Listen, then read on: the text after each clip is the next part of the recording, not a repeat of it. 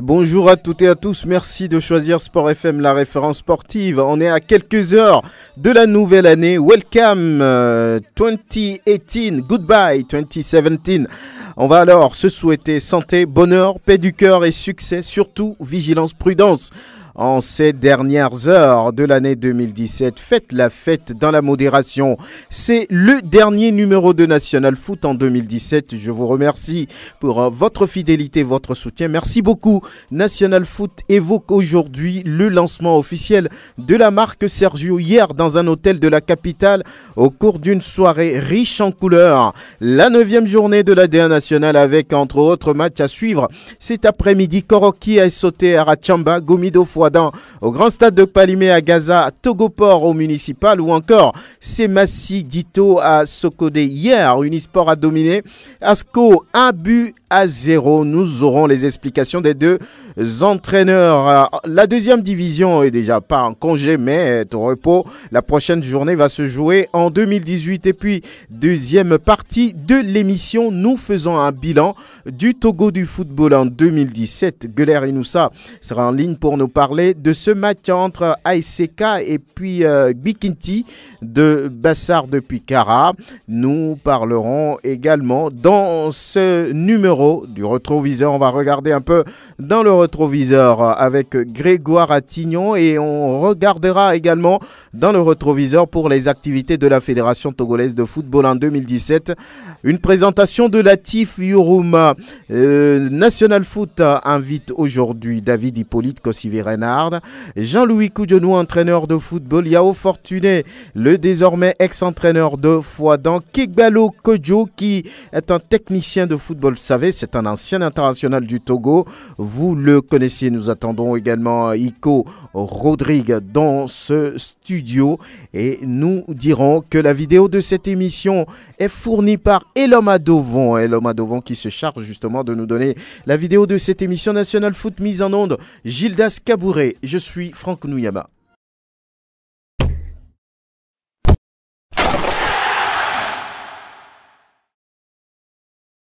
Merci de choisir la référence sportive. On se retrouve pour National Foot. C'est le dernier numéro de cette année 2017. L'année 2018, c'est dans quelques heures. Alors prudence, vigilance, surtout modération dans la célébration des fêtes de fin d'année. C'est surtout important. Lorsque vous êtes en voiture, n'oubliez pas d'attacher votre ceinture. À moto, votre casque. Évitez surtout de décrocher le téléphone lorsque vous êtes au volant. C'est très dangereux. Voilà, merci. C'est de petits conseils. On ne vous apprend rien, vous le savez mieux que quiconque. Avant de revenir ici dans le studio, on va regarder dans le rétroviseur de cette semaine avec Grégoire Attignon. Mesdames et messieurs, bonjour. Dans le rétroviseur de ce jour, nous évoquons la 8e journée du championnat national de football de première division, la 6e journée en 2e division, le tirage au sort des 16e de finale de la Coupe du Togo. La 8e journée du championnat national de football de première division a été disputée en fin de semaine dernière. Pas de grand changement dans le trio de tête, le leader Koroki Metete est allé faire un nul un partout chez Fouaddan à Dapaon. Semassi de Sokodé accroche Bikinti de Bassar à Bassar 0 but partout et l'Est Togoport se fait surprendre à Lomé par l'ASK un but partout. La belle opération est réalisée par Gomido de Palimé, vainqueur du derby de Kloto chez Maranatha de Fiopo, 1-0. Les Showboys ont le même nombre de points que le club portuaire. Le derby de la capitale entre l'AS Otière et Agaza de Lomé est remporté par le club otérois, vainqueur des Verts de Tocoin, 2-0. Unisport de Sokodé et Dito de Lomé font jeu égal 0 but partout. Espoir de Zio renoue avec la victoire en remportant le duel des mal classés devant Kotoko de Lavier battu 2-1. Puis Angers de Noche est allé battre Asco de Kara 2-0. En 2e division, c'est la 6e journée qui a été disputée. Dans la zone nord, défaite du leader Rodalo de Kampolé devant Kakadil de Defalé 1-0. Sarafse de Bafilo bat en déplacement AS Bina de Pagoda 1-0. Victoire aussi en déplacement de Tchaoudjo Athletic Club de Sokodé 2-1 sur Tigre Noir de Saint-Cassé. Doumbé de Mangou et Agua de Kosuntu font jeu égal 1 but partout, puis 0-0 entre Foupa de Sotobois et AS Tankpen de Guérenkouka. Dans la zone sud, le leader a changé de nom. Le nouveau patron est Boul Soudaneho. Les requins mâles, vainqueurs de l'étoile filante 1-0, profitent du nul 1-1 réalisé par l'entente de devant Arabia de Tablibo. Autre résultat, Abou Ossé Danier et Okiti de Balou se neutralisent 0 buts partout. Même score entre la SNPT et Hirondelle de Couvé. Puis Ifodje d'Atapamé prend le dessus sur Asosa de Lomé, 2-0. Cette semaine a été effectué le tirage au sort des 16e de finale de la Coupe du Togo. C'est à l'issue des derniers matchs du tour préliminaire dans la Ligue. À l'issue de ce tirage au sort, de belles affiches sont connues. Entre autres, Koroki Metete qui joue face à Unisport de Sokodé. Ifodje d'Atapamé a rendez-vous avec Gomido de Palimé. Agaza de Lomé se mesure au Dynamique togolais. Et Entente de Lomé joue face à l'Étoile filante de Lomé. Les clubs Pandi Junior de Sokodé, Maranatha de Fiokpo, Boble Soudanais, OES Dogo Port de Lomé sont exempts de ces 16e de finale. Enfin, les arbitres et arbitres assistants FIFA de l'année 2018 sont rentrés en possession de leur kit. C'est à travers une cérémonie tenue jeudi au siège de la FTF à Kégué. Ils sont 16 arbitres togolais qui seront à nouveau sur l'échiquier international l'année prochaine. Voilà, c'est tout pour le rétroviseur de cette semaine. Le dernier numéro de cette année 2017. Merci de nous avoir suivis. À l'année prochaine. Monsieur Grégoire Attignon, à l'année prochaine. Merci pour le rétroviseur de cette émission. On va saluer nos invités. On va faire honneur à la dame. Elle est la seule parmi nous. Fifia Sogbavi, bonne arrivée. Bonjour Franck, je salue le plateau, les confrères et puis les doyens qui sont là et je salue également tous les auditrices et auditeurs de Sport FM. On s'est bien reposé après une très longue nuit relative au lancement de la marque Sergio, ça va? Ça va. Et la fête, on se prépare pour la fête. C'est dans quelques heures. Hein. C'est dans quelques heures et on se prépare pour. Vous avez un message? Non, de santé. Bonne heureuse année 2018 à tous les auditrices et auditeurs de Sport FM et à tous les amoureux du sport au Togo, une santé comme on le dit, une santé de fer et puis que leur projet se réalise au cours de cette année 2018. Une santé d'acier, et disent certains. Et à Fortuné, bonjour. Oui, bonjour Franck et bonjour à tous les invités et bonjour aussi à tous les fidèles branchés de la 91. Vous allez bien? Je vais bien, très Désormais, bien. ex de Fouadan, vous cherchez du travail? Pourquoi pas, puisque c'est mon métier. Voilà, on va en parler. Kegbalo Kodjo, merci d'être là et bonne arrivée. Et merci, bonjour à tous. Je profite de l'occasion pour souhaiter à tout le monde tout ce que tout le monde souhaite de meilleur pour l'année 2018. Jean-Louis Koudionou, lui, n'est plus à présenter. Il est également en studio. Il est en rose ce matin. Je ne sais pas trop, c'est quelle équipe arbore la couleur rose moi, déjà? Moi, j'ai juste porté un polo, c'est tout. Hein. J'ai pas de préférence. À un moment donné, la Juve avait porté la couleur rose. Bonjour Franck, bonjour aux fidèles auditeurs de Sport FM et puis à mon ancien major, Dorou Godwin. Et bonjour à tout le monde. Meilleurs vœux, et surtout à tous les sportifs en général, et en particulier aux footballeurs. Changeons de comportement pour un meilleur être dans l'année 2018. Pafio Godwin, ça je ne savais pas qu'il avait ce prénom. Godwin, Dieu, adieu la victoire, ou bien Dieu gagne toujours, hein, et je n'avais pas ce prénom. Ça m'intéresse plus que Pafio. Godwin, Dogou, bonne arrivée. Merci, bonjour Franck. Malheureusement, je préfère Pafio. Moi, c'est Godwin. Oui, c'est le représentant de la fédération dans ce studio. Il est le directeur des compétitions nationales et internationales au niveau de la fêtière. Il est avec nous. C'est une bonne chose. On fera ensemble le bilan de cette année. Et là, on va commencer tout de suite avec le lancement d'hier. On en avait parlé il y a quelques secondes. La marque Sergio qui a été officiellement lancée hier dans un hôtel de la capitale lors d'une soirée riche, très riche en couleurs. Oui, Iko, non, on vous a pas oublié. Hein. Vous allez bien, vous êtes là. Il n'y a pas de souci. Oui, donc on va écouter. On va écouter celui qui a pris, on va dire, l'initiative de créer une marque, une première au Togo, Sergio. Qu'on connaît, et son nom c'est Serge Bénissant. ou bien Serge Tété Bénissant, qui vient de lancer sa marque. C'était hier. Nous l'écoutons au sortir de cette cérémonie. Ça fait longtemps qu'on attendait ce moment. Maintenant, c'est chose faite. On rend grâce à Dieu. Ça a été bien organisé, bien préparé. Vous arrivez dans un monde où la concurrence ne pardonne pas. Beaucoup d'équipes montiers avant vous. Vous êtes le premier Togolais à s'essayer dans ce domaine. Mais sur quoi comptez-vous pour donner la vie à cette marque qui vient officiellement d'être lancée?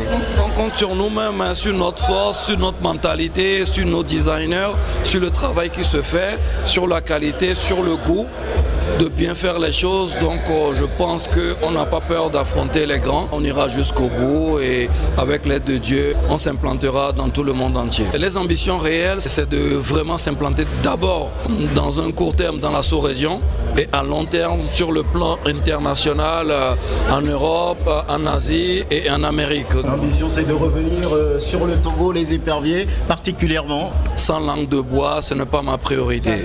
Ma priorité, c'est de viser beaucoup plus loin, des clubs qui sont sur l'échiquier international dans les grandes compétitions. Avec l'aide de Dieu, à court terme, beaucoup de pays qui sont régulièrement sur l'échiquier international seront habillés par Sergio. Voilà, le promoteur de cette marque, Serge Bénissant, ou bien Serge Tété Bénissant. On va rapidement ouvrir les parenthèses et puis les refermer juste derrière. Et nous partons pour Kara, où se retrouve Guler Inoussa. Bonjour.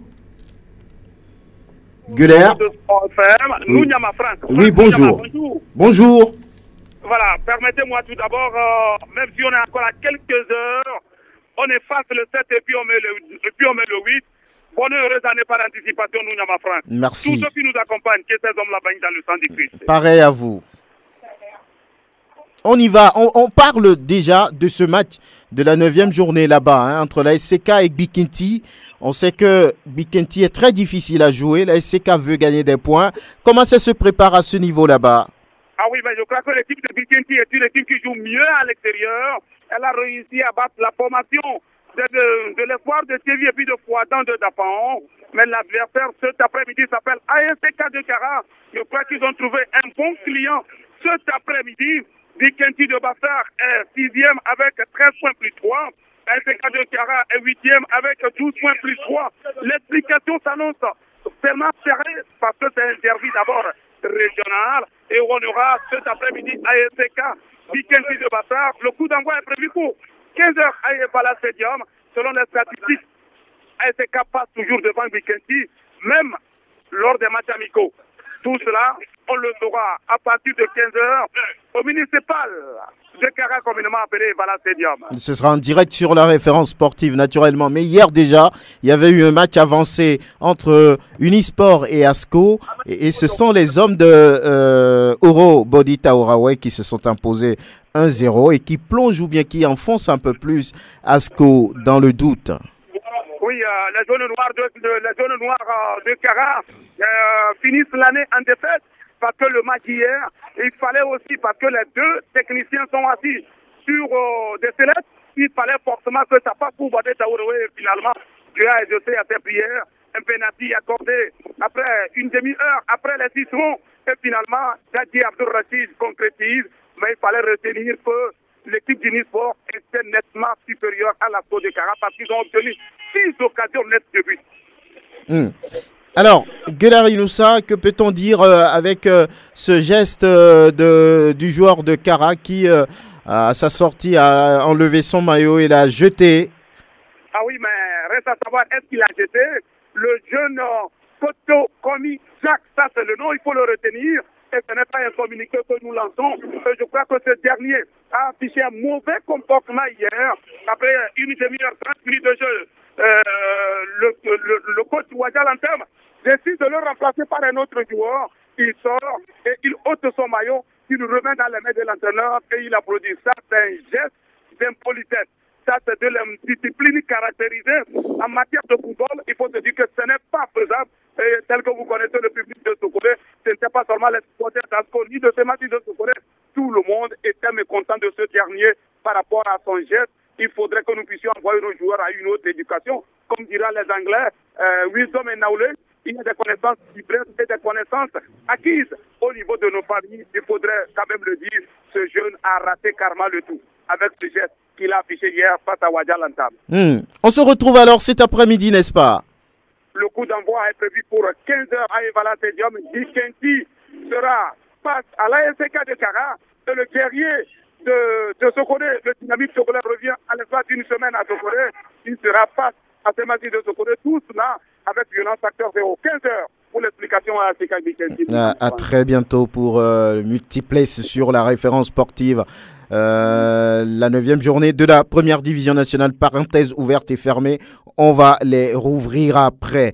On parlait donc du lancement de cette marque et à la soirée, on a noté la présence du secrétaire général de la Fédération béninoise d'athlétisme, Achille Ayéou. Sergio Diaby, la Fédération béninoise d'athlétisme. Nous avons vu que Sergio est rentré dans la cour des grands. Il n'a pas lésiné sur les moyens. Il sait que pour lancer de grandes choses, il faut de grands moyens. Il l'a démontré ce soir. Ce que nous pouvons dire, c'est que Sergio a su respecter son engagement, les délais de livraison et a permis à l'équipe nationale du Bénin, forte de 60 personnes, d'être au Burkina cette année. Et tout le monde a apprécié. Nous avons gardé de très bons souvenirs. La qualité, ça vous dit quoi? Rien à reprocher.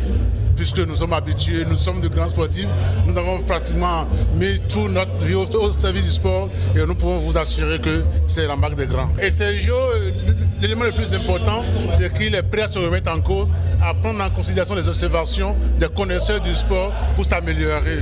Quand on est sur ce chemin, on peut que grandir. Il faut juste leur donner le temps d'apprécier. Au niveau de ceux qui le connaissent déjà, nous avons déjà fait la preuve. Les Béninois savent déjà que c'est une grande marque. Il est de notoriété que les Africains vont adopter.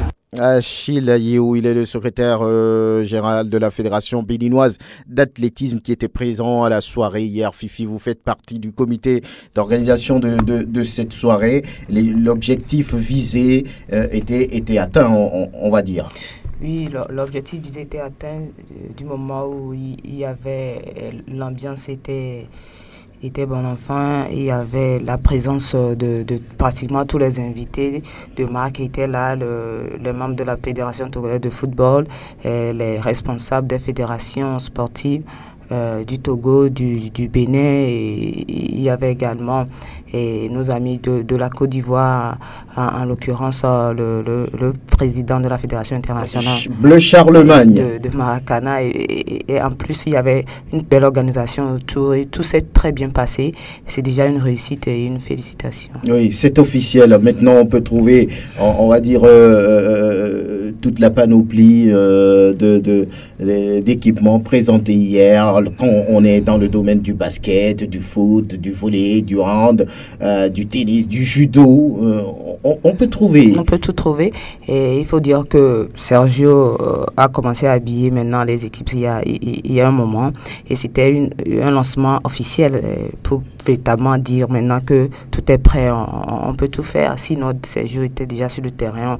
On voit la marque Sergio avec plusieurs clubs de première division. Entre-temps, la marque Sergio même était avec les éperviers et tout ça. Donc, ce n'était qu'un lancement officiel hier. Donc, aujourd'hui, aussi bien les équipements pour le football, on peut retrouver chez Sergio de basketball, de hand, de volley, de natation, de tout.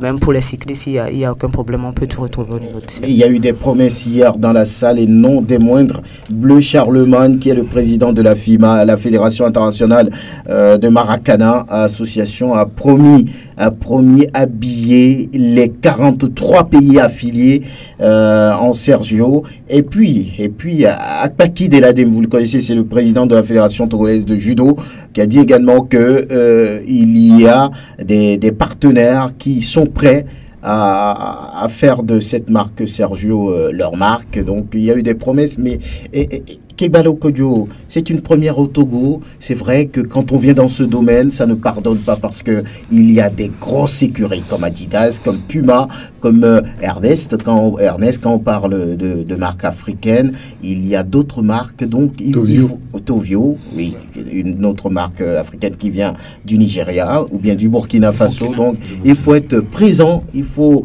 la qualité. Mais que dites-vous par rapport à ça? Vraiment, c'est un réel plaisir pour moi et spécialement pour mon jeune frère Serge. J'ai eu déjà dans certaines compétitions sur le plan national au niveau des vétérans à l'apprécier parce qu'il y a certains qui ne veulent pas que Sergio y figure. J'ai dit non, que c'est une marque. Beaucoup disent que ce n'est pas reconnu. Mais déjà, c'est vraiment un réel plaisir pour moi parce qu'aujourd'hui, il a lancé officiellement la marque. Et il a déjà commencé par faire, par évoluer parce qu'avec l'équipe nationale, il a déjà habillé les éperviers. C'est bien, il faut quand même qu'on l'accompagne parce que c'est un produit togolais. Il faut qu'au niveau national, nous l'accompagnons pour qu'il puisse maintenant se faire voir dans la sous-région, pourquoi pas sur le plan international. Ça va être rude, ça ne va pas être facile, mais quand même, ensemble, on peut quand même l'accompagner pour que ça aille loin. Et Jean-Louis Koudjonou, il y a certains clubs qui ont déjà adopté cette marque, notamment Sébastien Laporté, ASCK, à Gaza, et puis hier dans la salle on a vu des maillots à l'effigie de certains clubs déjà comme Sébastien, Étoile Filante, à Gaza, Asco, dans leurs couleurs traditionnelles présentées dans le défilé de la soirée. Mais il faut oser, c'est quand même bien de se lancer dans cette aventure. Hein. Ben oui, je tiens d'abord à dire félicitations à Serge, parce que ça fait une douzaine d'années que je suis avec ce monsieur quand il a commencé petitement à habiller certains clubs, surtout au niveau des gaillards. On avait commencé et on était ensemble dans le club de gaillards de Wisdom. C'est là où il fournissait, c'est lui pratiquement qui habillait Wisdom et certains clubs de gaillards à la capitale ici. Et puis quand on se déplace, tu sens qu'il veut semer quelque chose au niveau du sport. Et ça se faisait sentir. Il y avait eu un certain dynamisme. Tu sens véritablement qu'il tend vers quelque chose de très important. Et voilà, et ça y est, aujourd'hui, il a commencé par atteindre les objectifs qui s'étaient fixés à une douzaine d'années. Mais je suis très content pour lui, pour avoir fait ce lancement hier qui a intéressé plus d'un. D'ailleurs, il avait de la visibilité un peu sur le continent déjà. Maintenant que c'est confirmé, je pense qu'il y a beaucoup de pays qui vont s'intéresser à lui.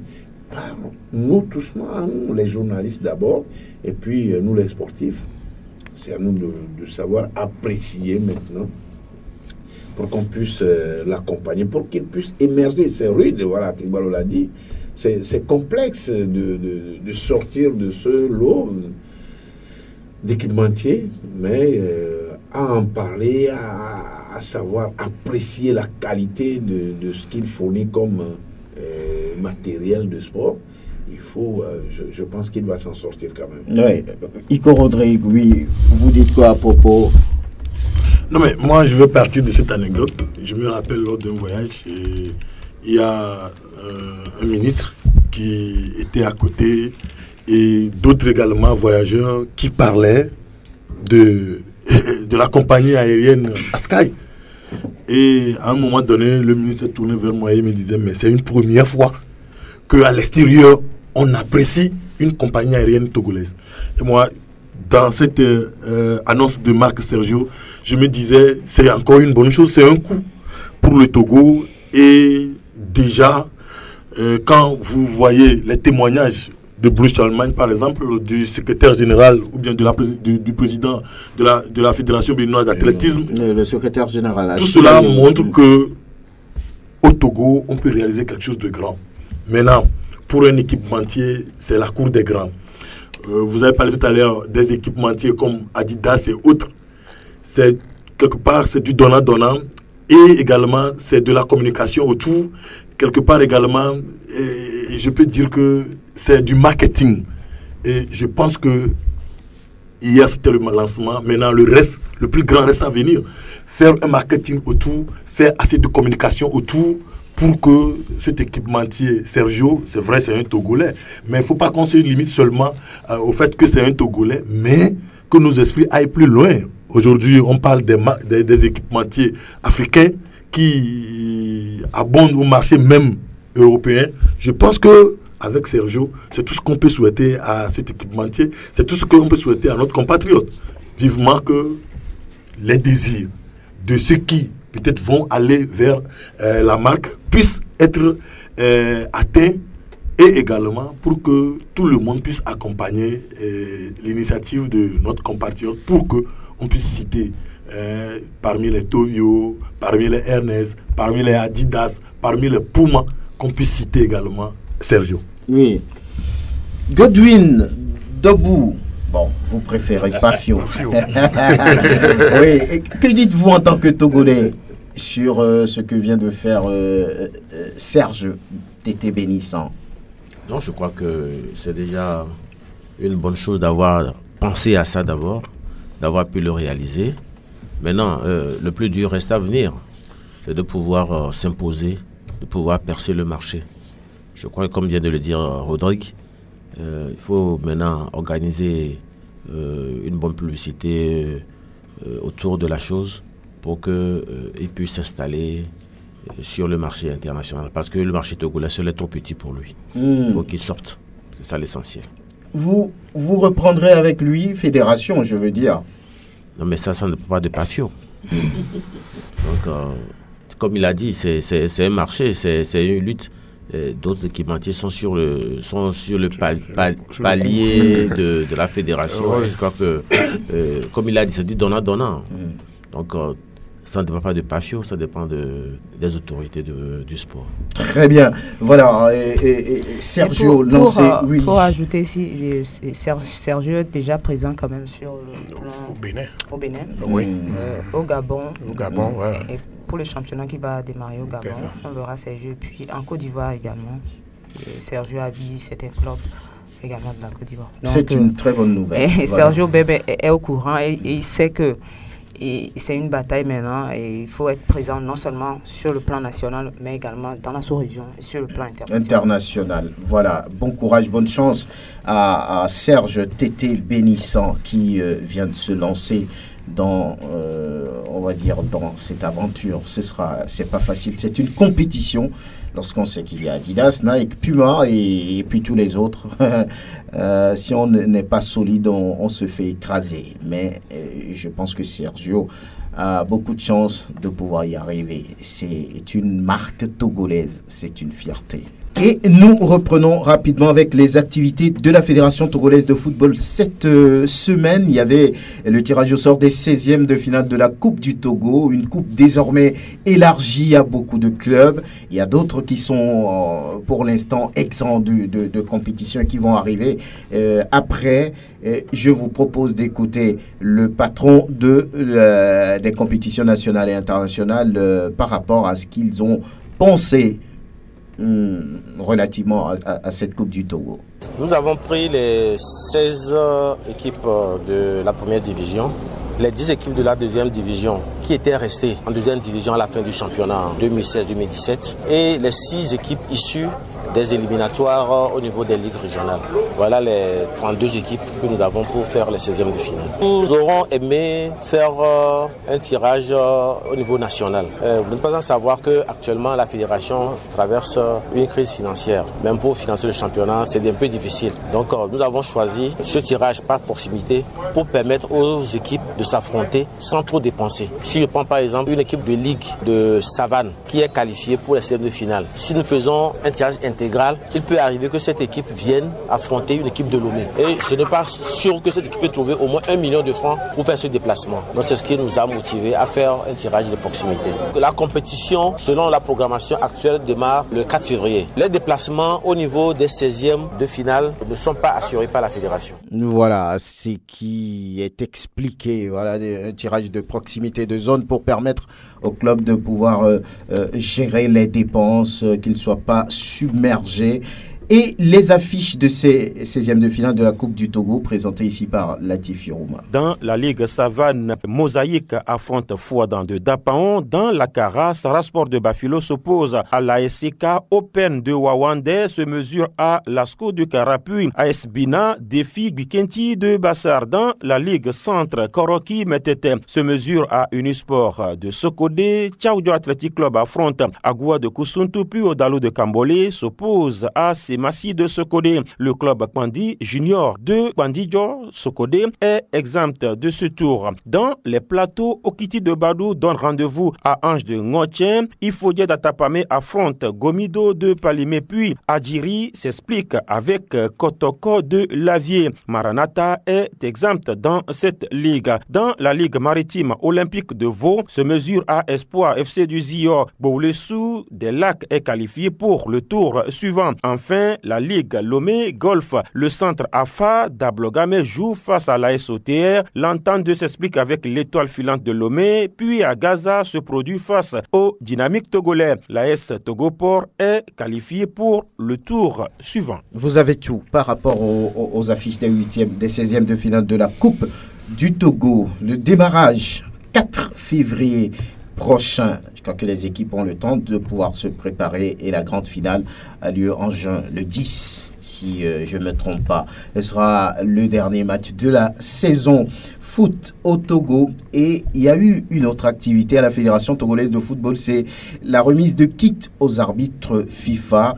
Et nous allons écouter là-dessus Touré Baba de la commission d'arbitrage à la Fédération. Cette cérémonie aujourd'hui place en des arbitres une certaine confiance. La confiance en ce sens que suite au championnat de l'an passé, tous les arbitres ont été notés. Vous savez, on ne peut pas prendre un arbitre comme ça pour devenir... Non, non, non, il faut que cet arbitre passe par les compétitions nationales. Donc c'est au vu des résultats des compétitions nationales qu'ils ont été classés et à partir de là, ils sont reconduits. Eux, ils ont eu la chance d'être reconduits tous, sinon on pouvait tout de suite recaler certains. Bon, ils ont été reconduits. Donc, cette cérémonie d'aujourd'hui place en eux une certaine confiance. On leur renouvelle la confiance. Ils ont une nouvelle fois le manteau de représenter le Togo. Donc, c'est aujourd'hui, ils doivent prendre conscience eux-mêmes que, alors là, pour les 12 mois à venir, ils ont une mission, celle de représenter valablement le Togo. Touré Baba de la commission d'arbitrage à la Fédération togolaise de football. Ce sont là quelques activités de la FTF cette semaine. Et nous revenons maintenant à la 9e journée du championnat national de football de première division avec le match avancé hier entre Unisport et Asco. Victoire, petite victoire, mais victoire de l'Unisport qui est en difficulté en ce début de saison. 1-0 sur Asco de Kara. Au sortir de la rencontre, je propose d'écouter Uro Bodi Taouraoué, l'entraîneur du club de Kouloundé. Au cours d'un match de jeu, il y a 3 scores. Ce n'est pas un match nul, c'est une défaite ou la victoire. La victoire dont on cherchait depuis. Souvent, les enfants ils confondent la vitesse et la précipitation. On va essayer de repartir au Bercail pour réparer ce qui n'a pas été, puisqu'on pouvait marquer au moins 5 ou 6 buts en première partie. C'est la précipitation et puis la précision devant les buts. On va toujours le travailler au cours des entraînements pour aborder dans les bonnes sérénités, pour avoir marqué plus de buts. Uro Bodi Taouraoué, l'entraîneur de Unisport de Sokodé. En face, il y avait Wadia Lantam qui analyse également le match et puis évoque le geste malheureux de son joueur. Une très grande déception parce qu'on vient de perdre un match à domicile contre Ange. Il fallait relever la tête tout de suite à l'extérieur. Mais dommage que le match a basculé du côté de Unisport. Donc nous, on prend ça sportivement et puis on va essayer de remanier, de refaire le plein à l'entraînement. Comme il jette, un mauvais comportement, est-ce que ça pesait sur vos protégés, Wadia? Je pense que c'est des gestes qu'il faut bannir du football parce que c'est quelqu'un qui a fait le football de haut niveau. Aujourd'hui, si se comporte de la sorte, je suis tellement désolé pour lui. Je ne sais pas dans quelle équipe il ira actuellement pour jouer encore. Et voilà, Wadia Lantam qui regrette le geste de Kotokomi qui, après avoir été sorti, a enlevé son maillot et l'a remis entre les mains du coach. Jean-Louis Koudionou, vous comprenez ça comment, ce geste de Kotokomi? C'est dommage que... C'est pourquoi je dis, pour jouer au football, il faut avoir une certaine éducation aussi. Il faut d'abord aller un tout petit peu à l'école. Il faut fréquenter un tout petit peu, écouter certains enseignants. Oui, c'est important parce que de pareils comportements, dont on parle aujourd'hui, peut-être qu'il a déjà un enfant. Un enfant qui regarde ce geste-là à la télé ou suit des commentaires sur son papa. Quelles sont les réactions de cet enfant quand il va essayer de grandir? C'est un peu ça, c'est dommage qu'on en soit arrivé là. Mais c'est le moment de dire aussi que les joueurs sont là, c'est tout comme des élèves. Il faut savoir les étudier pour qu'ils n'encaissent pas beaucoup d'énervement pour essayer de faire des décharges au moment où il ne faut pas le faire. C'est un peu ça. Il faut savoir les écouter, les lire. Il faut savoir lire. Ces joueurs-là, il faut savoir leur regarder dans les yeux et détecter les mots dont ils souffrent. Et s'ils sont en joie, il faut aussi essayer de voir. Il y a tout. C'est éducatif, ce monde-là. C'est éducatif. Et c'est très important. Mais aller jusqu'à remettre... En tout cas, je n'ai jamais vu ce geste quand même. Enlever son maillot devant un public important et aller remettre le maillot à l'entraîneur. Je ne sais pas. Est-ce qu'au jour d'aujourd'hui, ce joueur-là peut faire une remise en cause? En quel sens? Aller présenter des excuses à Wadia. Lui, Ephraim, il va les accepter. Mais lui, la suite, son chemin, la suite, Wadia l'a dit, il va aller jouer encore dans quel club? De toutes les façons, attendons de voir. Attendons de voir. Kibalo Kodjo, en tant que technicien, vous avez déjà vécu ça? Non, je ne pense pas, parce que, au fait, ça ne m'est jamais arrivé, mais je pense aussi que c'est des choses qui arrivent. Mais quand même, je me pose plusieurs questions, parce que en tant que technicien, coach, il faut quand même asseoir une certaine discipline dans le groupe. Parce que pour composer une équipe, il faut d'abord un groupe. Il faut d'abord arriver à asseoir un groupe d'amis, disciplinés surtout. Et après, on tire une équipe de ce groupe pour faire les compétitions.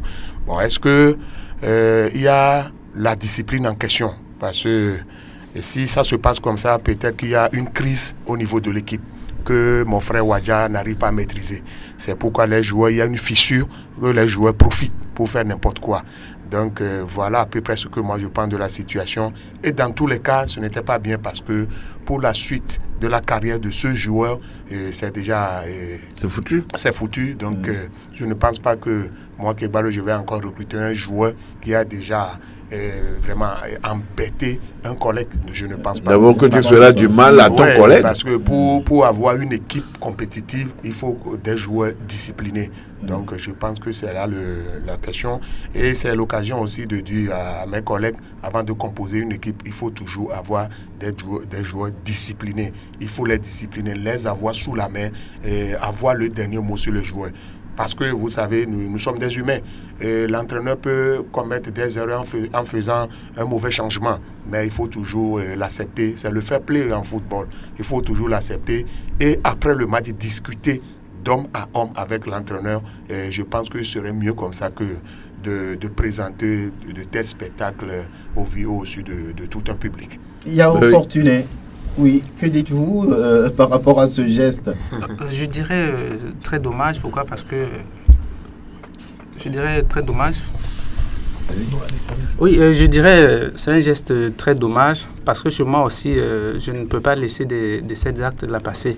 Et tout d'abord, je dirais que moi, en tant qu'entraîneur, quand j'ai mon groupe, je les impose, je les dis comment on doit vivre. C'est d'abord une famille avant d'être une équipe. Je sais que les gens viennent de différents horizons avec leur mentalité, mais je leur fais comprendre ce que nous sommes venus là faire et ce que nous devons faire.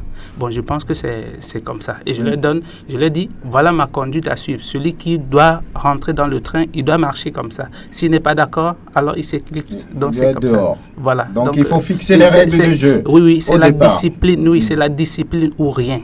Voilà, chez moi c'est comme ça. Voilà. Et c'est moi qui ai le dernier mot, ce n'est pas le joueur. Très bien. Certes, après il faut le comprendre, il faut discuter avec eux, mais après tout, c'est toi qui as le dernier mot. Voilà. Puisque c'est toi qui produis le rapport. Oui. Vous pouvez prendre votre micro, il n'y a pas de problème, c'est bon comme ça. Alors, on va continuer avec un match qui arrive entre le leader.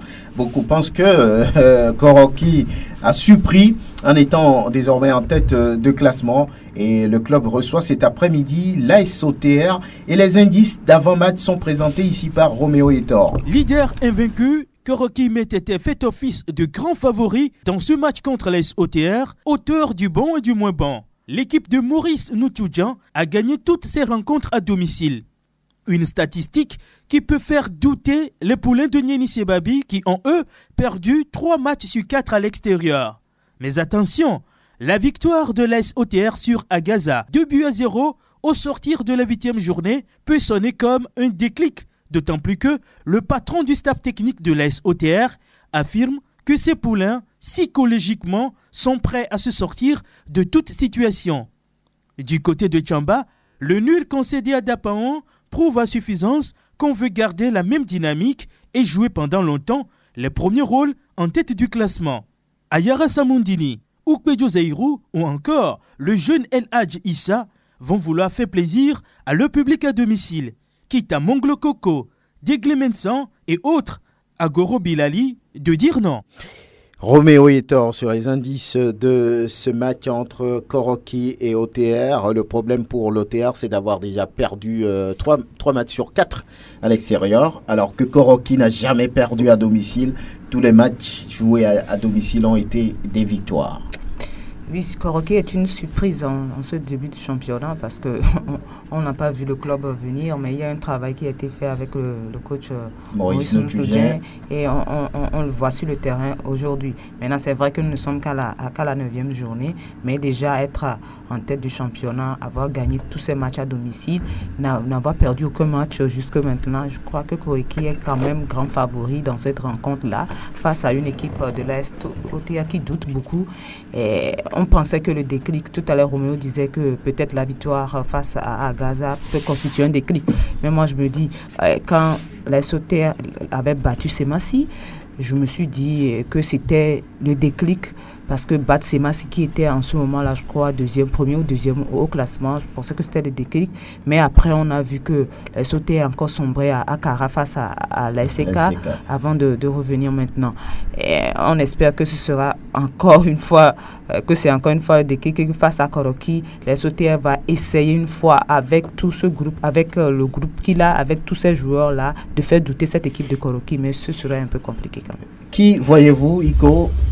C'est gagné, comme toujours pour Koroki, comme depuis le début de la saison, à domicile.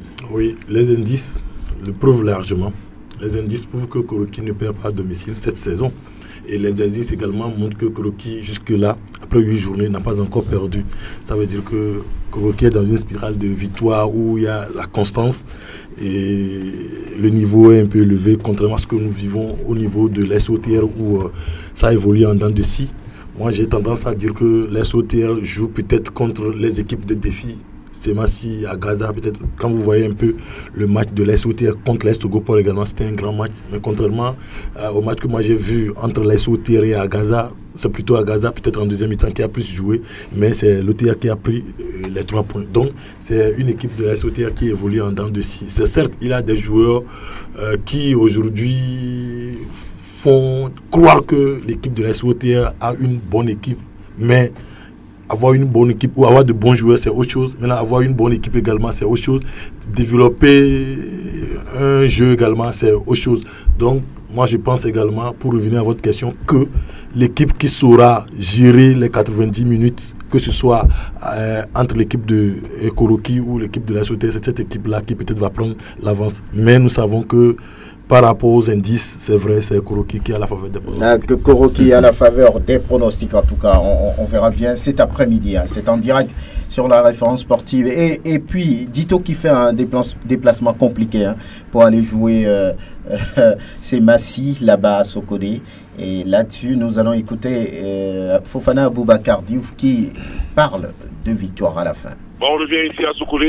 Toutes les équipes se valent. On joue contre Semassi ici à Sokolé. Pourquoi pas les 3 points? C'est le football. On cherche de l'avant, on cherche le champion. Il faut gagner. Donc, obligatoirement, on doit jouer avec Semassi. Bien sûr qu'ils sont chez eux, mais nous, d'avoir les 3 points pour être champion. Voilà, on veut avoir les 3 points. Le dynamique togolais, on a affiché les intentions déjà. Mais oui, écoutez, personne ne veut faire le déplacement en pensant que son équipe va perdre. Je pense que c'est le discours positif d'un entraîneur en déplacement.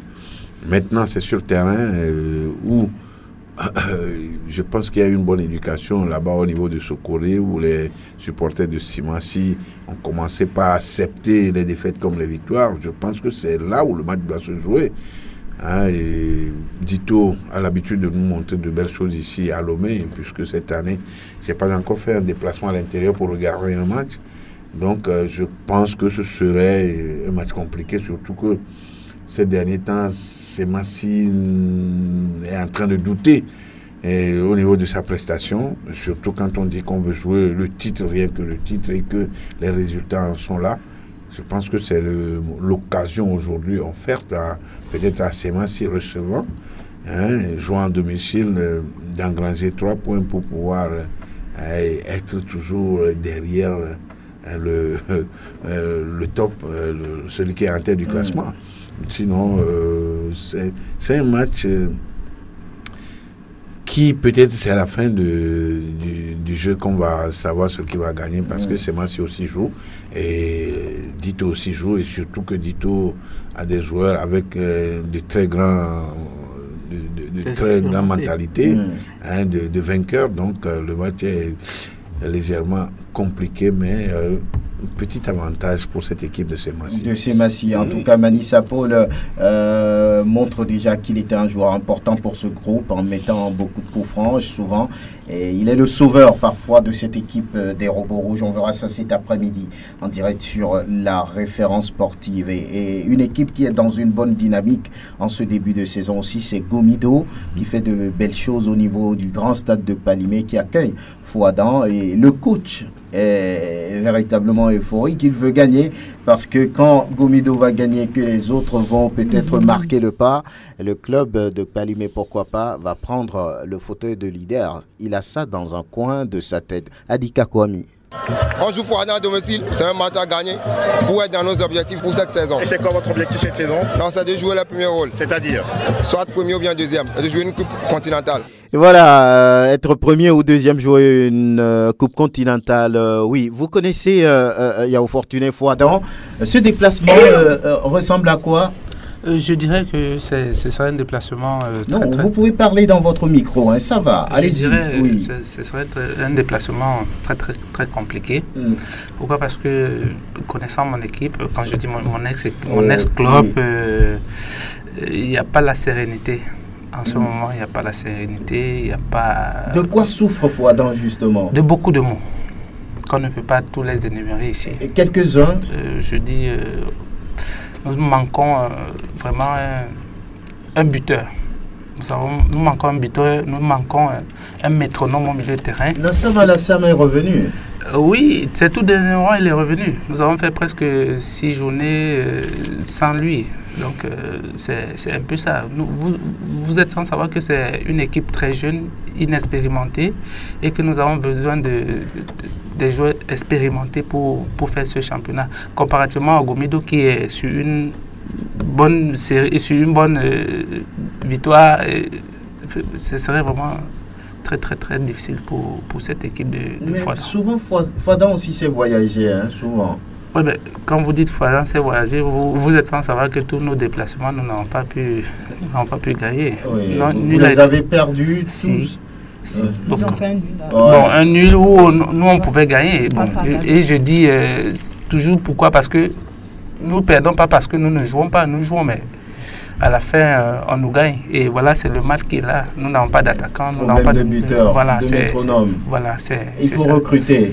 Il faut recruter, les dirigeants me l'ont promis, mais n'ont jamais fait. Voilà donc, pourquoi vous avez dit, bon, moi je m'en vais. C'est normal, pourquoi? Parce que après 6 journées et que j'ai fait un constat et que ça n'a pas été réglé, je ne pense pas que je devais continuer dans cette logique. Pourquoi? Parce que je me dis, les dirigeants n'ont pas respecté leurs engagements. Maintenant, vous êtes libre. Si, je suis libre. Et quelqu'un qui a envie de travailler avec vous, on peut le faire. On va le faire, il y a des conditions au préalable d'abord. Vous allez poser vos conditions et après vous discutez. Naturellement. Première division, deuxième division, voulez-vous? Peu importe. Peu importe. Voilà. Une équipe peut-être ambitieuse, parce que quand je suis allé à Fouadan, on m'a dit on était vraiment ambitieux. On veut terminer dans les 5 premiers. Voilà, j'ai fait un diagnostic et puis après, au fil des matchs, je constate que ce n'est pas ce qui a été dit. Donc il fallait que... Moi aussi, je me suis fixé un objectif. On m'a dit 5e, mais en tant qu'entraîneur, il faut se fixer un objectif. Voilà, et quand j'ai vu les choses aller, je me suis dit, franchement, ce n'est pas ce qu'on se dit. Donc, il fallait que je vide le plancher. Voilà, en tout cas, vous avez déjà entraîné Tigre Noir Saint-Cassé. Vous grandissez aussi, vous prenez de l'expérience. En tout cas, avis au club. Hein. On sait que les entraîneurs sont très instables ces derniers temps. Peut-être, qui sait, quelqu'un quelque part est en train de vous écouter. Oui, qui vous réagir. Oui, d'accord. Donc, c'est... Moi, je peux rebondir au niveau de l'instabilité des entraîneurs. Au fait, le problème, c'est d'abord un tout petit peu la qualification de l'entraîneur et puis son contrat qui lui lie avec les dirigeants du club qu'il prend. Il faut être sérieux, imposant et définir les objectifs de ce que vous allez faire là-bas. Hein, le tout n'est pas de jouer à la complaisance avec les dirigeants. Ben, quand lui qui sort des sous, quand ça ne marche pas en 2-3 journées, il te vire tout de suite et peut-être l'amitié est rompue à partir de là. Mais quand vous êtes des amis, dites-vous au niveau du travail, l'amitié c'est complètement à part. Fais ton travail. C'est ça qui arrive à beaucoup de nos collègues entraîneurs qui disent ils sont des amis au président et en fin de compte, quand ça ne marche pas, et le boulot est perdu et l'amitié est perdue, c'est un peu ça. Donc, il faut qu'on soit conséquent envers soi-même. Oui, Kibalo. Merci. Moi, je pense que ce problème d'instabilité de nous, les entraîneurs au niveau des clubs, nous sommes tous coupables. Si je dis que nous sommes tous coupables, c'est à commencer déjà par la fédération, la fêtière elle-même.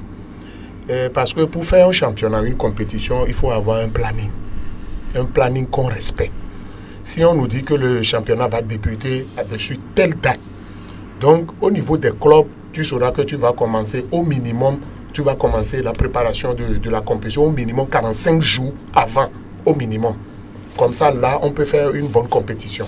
Si au niveau de la fédération, on ne sait pas quand ça va commencer, partira pas, les équipes aussi, les dirigeants de club aussi, ils ne savent pas quoi faire. Bon, les joueurs tâtonnent parce que est-ce que mon équipe va jouer en D2 ou bien en D1. Bon, qu'est-ce que ça fait? Ça fausse le jeu. Ça fausse tout. C'est pourquoi je dis que nous sommes tous coupables. Moi qui suis l'entraîneur, on a recruté certains collègues à 2 jours de la compétition, certains à 1 semaine. Bon, comment est-ce qu'on peut avoir un résultat? On ne peut pas. Et partant de là, c'est le football togolais qui en pâtit. Je ne pense pas aussi qu'un entraîneur étranger, si fort soit-il, Claude Leroy va venir quand même avoir des résultats dans ce que nous faisons actuellement. Moi, c'est mon avis sur le sujet. Oui, Pafio Debout, vous êtes d'accord avec lui que lorsqu'on change souvent les dates de démarrage ou de reprise, ça fausse le jeu? Oui, ça peut intervenir dans la préparation à moyen terme de l'équipe, parce que quoi qu'on dise, il y a un planning de travail, et comme il le dit, c'est entre 8 et 6 semaines qu'il faut faire toutes ces activités physiques, tactiques et techniques. Donc si l'entraîneur a un bon programme et ce grain de sable vient rentrer dedans, ce n'est plus ça. Ce n'est plus ça.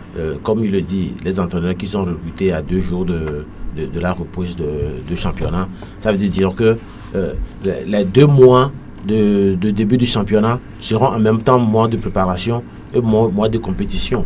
Donc voilà un peu les problèmes que nous avons aussi, au-delà de ce que la fédération peut avoir comme lacune. Je crois que dans nos équipes même, il manque une organisation sérieuse. Il faut que nos équipes commencent par s'organiser si nous voulons faire du football. Parce que aujourd'hui, puisque la FIFA a tendance à nous imposer le professionnalisme, si on doit continuer toujours comme ça, on n'ira pas loin. Voilà, on n'ira pas loin. Et les clubs aussi doivent s'organiser. Et puis ce match entre l'ASCK et puis Bikinti à Kara, là-dessus, je vous propose d'écouter Bonfo Arimiao. C'est un club, nous aussi, on est un club compliqué. Nous serons à domicile, donc nous allons réunir toutes les conditions vraiment pour arracher la victoire à Kara. Et voilà donc Bonfo Arimiao à propos de ce match contre Bikinti. Voilà pour vous dire tout simplement qu'un autre match va opposer Maranatha à Kotoko ou bien Kotoko Maranatha. Ça c'est le match des mal classés. Voilà, les 15e et 16e. Et puis Ange qui reçoit Espoir. Ça devait être intéressant aussi. Et tous ces matchs sont à suivre, vous savez, à partir de 15h sur Radio Sport FM, la référence sportive. On marque juste une pause. Et on entame la deuxième partie de cette émission. Regardez un peu ce que le Togo du football a fait au cours de cette année 2017. Et d'abord, la plus grosse activité, le plus grand rendez-vous, c'est naturellement la Coupe d'Afrique des Nations de football là-bas au Gabon. Je propose tout de suite Dienda Konam au moment où ils ont rencontré le Premier ministre à la primature. J'aimerais dire que la préparation de 10 jours, de 11 jours, ça s'est bien passé. On a beaucoup travaillé physiquement, tactiquement et tout. Et je pense que nous sommes prêts, tous prêts pour affronter cette CAN. En 2013, vous êtes arrivé jusqu'en quart de finale. Qu'est-ce que vous vous dites avant cette 31e Coupe d'Afrique des Nations? Bon, nous sommes dans une poule qui est un peu difficile, vous le savez. Et que je pense que nous sommes là pour créer une surprise. Et là, on va tenir jusqu'au bout, donner le meilleur de nous-mêmes. Je suis confiant, j'ai confiance au groupe, parce qu'on a un groupe homogène. Et je pense qu'on aura à faire de très bonnes choses au Gabon. C'est d'abord une responsabilité, parce que ce n'est pas dans n'importe qui. Nous sommes des ambassadeurs. Et que là, déjà, je peux dire c'est un piège. Nous sommes obligés de donner le meilleur de nous-mêmes. Si nous sommes des exemples à un moment donné, nous sommes obligés de donner le bon exemple au peuple togolais et de donner le meilleur de nous-mêmes. Dienda Konam, nous sommes là pour créer la surprise, nous sommes prêts tactiquement, physiquement. Eh bien, à l'arrivée, ils ne créeront pas la surprise. Le Togo est comme toujours envoyé à la maison après le premier tour. On va écouter d'autres acteurs également, naturellement l'entraîneur Claude Leroy, après cette Coupe d'Afrique des Nations de football. Le changement, on a une base sur laquelle on va travailler. Bon, il va falloir essayer de retrouver des talents, de convaincre des nouveaux joueurs, comme je l'avais dit. Et puis localement, avec le championnat, c'est sûr que d'ici quelques temps, vous savez, un petit comme Hakim, par exemple, a été tout prêt à chaque match de jouer, très prêt. Il a 19 ans et il a fait des progrès énormes depuis 2 mois. Ça fait partie de cette jeune génération qui va petit à petit éclore. Mais c'est sûr que dans ce pays, il y en a d'autres. Il y a du talent au Togo. Donc il va falloir bosser, mais c'est vrai que l'objectif c'est 2019, ça commence en juin, le premier match, c'est l'Algérie qui donc est dans sa frustration incroyable d'avoir été sorti dès le premier tour et ça va pas être un compère facile, c'est pour ça qu'on va probablement au mois de mars, on va faire les 2 matchs amicaux bien sûr, mais je pense qu'il y a déjà un accord de principe de trouver avec l'Égypte, ce qui est quand même formidable. On jouerait l'Égypte à Abu Dhabi, on est en train de chercher un 2e match et on va essayer de jouer contre Oman, ce serait bien de jouer 2 équipes arabes avant d'aller en Algérie, donc on a déjà travaillé sur les journées FIFA du mois de mars. C'est pas encore signé, mais je pense qu'avec l'Égypte, ça va se faire. Donc on va pas s'arrêter de travailler. Ça c'est sûr qu'on va beaucoup bosser. Mais il faut qu'on déniche, il faut qu'on découvre, il faut qu'on franchisse encore des paliers. Et Claude, Marie-François Leroy, à l'instant, la question, qu'est-ce qui vous a marqué lors de cette Coupe d'Afrique des Nations? Quelle analyse faites-vous? Quels commentaires voilà, pour le plus grand rendez-vous africain? Le Togo était parmi les 16 meilleures nations, mais à l'arrivée, que dites-vous? Fifi, quelle analyse, quels commentaires après cette CAN, une fois encore ratée? C'était une déception. D'abord, la qualification n'était pas attendue, c'est vrai, mais finalement, on l'a eu in extremis. Mais la CAN était une déception parce que le premier match, après le premier match, face à la Côte d'Ivoire, un match nul, 0 but partout, on s'est dit que si on est parvenu à faire un match nul face à la Côte d'Ivoire, on peut essayer quand même de passer face au Maroc et puis face à la RDC, mais c'était catastrophique face à ces 2 nations-là. Il y a eu des joueurs pas très motivés. Et il y a eu un coach, pour moi, qui a fait des choix qu'il ne fallait pas dans ces rencontres-là. Je me rappelle quand on retrouve un certain Alexis Romao. C'est vrai, il a l'habitude de jouer en défense centrale, on dit des fois dans son club. Mais sur ces 2 derniers matchs-là, quand on a retrouvé Alexis Romao, surtout sur le second match, face au Maroc en défense centrale, ça n'a du tout pas marché à ce moment-là. Je crois qu'il y a eu beaucoup d'erreurs. Sur le choix du coach. Et puis, je crois qu'il y a eu aussi des problèmes. Les joueurs n'étaient pas très motivés par rapport à ce qui se passait aussi dans les vestiaires sûrement. Et ça a créé tout ce que nous avons eu. Ça a été un échec pour le Togo. Mais on espérait qu'après, là, on allait se remettre en question pour pouvoir repartir sur de nouvelles bases. Mais jusqu'à maintenant, on ne voit pas trop ça. C'est dommage. C'est dommage. Vous, quand vous regardez encore dans le rétroviseur pour cette CAN 2017, que dites-vous? Oui, mais je voudrais parler pour le Togo et après sur le plan africain, du football africain. Pour le Togo, je pense que c'est vraiment une déception, comme l'a dit ma soeur tout à l'heure. C'est vraiment une déception parce que on attendait plus de l'équipe des éperviers, mais bon, personnellement, j'avais l'impression qu'il n'y a pas eu une convergence entre l'entraîneur et les joueurs. Donc ça a fait que ça n'a pas marché du tout. Il n'y a pas, il y a aucune cohérence dans notre jeu. On a navigué à vue. Bon. Et après la CAN, vous voyez, il y a énormément de défections parce qu'il y a une certaine divergence. Donc voilà à peu près ce qui s'est passé pour le Togo et c'est vraiment, ça fait très mal. Donc je pense que jusqu'ici, il faudrait que la fédération, avec l'entraîneur, trouve une solution pour qu'on puisse asseoir une équipe vraiment compétitive pour les prochaines CAN. Sur le plan africain, je pense que ça a beaucoup évolué pour la CAN qui était passée. Ça a beaucoup évolué. Il y a des équipes qui ont vraiment progressé. Ce n'est pas une surprise pour le Cameroun qui a pris la coupe. Ils ne sont pas aussi techniques, mais avec beaucoup de volonté, avec beaucoup de rigueur, ils ont essayé d'aller au bout et Dame Chance étant de leur côté, ils ont quand même pris la coupe. Je les félicite. Et vous, Yao Fortuné? Oui, je dirais, j'ai vu un Togo à double visage. Pourquoi? Parce que contre le premier match, on a vu un Togo qui résistant, voilà, et on a senti vraiment la volonté de vaincre. Bon, après ça, pouf, on voit une équipe lors du deuxième match qui se noie totalement. Bon, on se demande qu'est-ce qui s'est bien passé que cela arrive. Donc voilà, très déçu et bon, voilà quoi. Iko, ça vous rappelle des choses? C'est aussi la déception, cette participation Gabon 2017? Moi, je vais partir du discours de Claude Leroy lors de la qualification. Et il disait que ce n'était pas prévu cette qualification, mais que les autres équipes ont été punies, notamment le Libéria, qui avait accueilli cette équipe à la première sortie de Claude Leroy. Vous savez tout ce qui était autour de cette rencontre-là. Heureusement, le Togo est revenu avec un score nul. C'est ça même qui a relancé cette équipe du Togo. Et avec cette dernière rencontre, Claude Leroy nous disait qu'avec cette qualification, il y aura une préparation chouette autour des éperviers. Et pour cette préparation chouette, c'est ce que nous avons vu à la CAN, les 3 sorties. Beaucoup n'avaient pas vu la forme de l'équipe ivoirienne.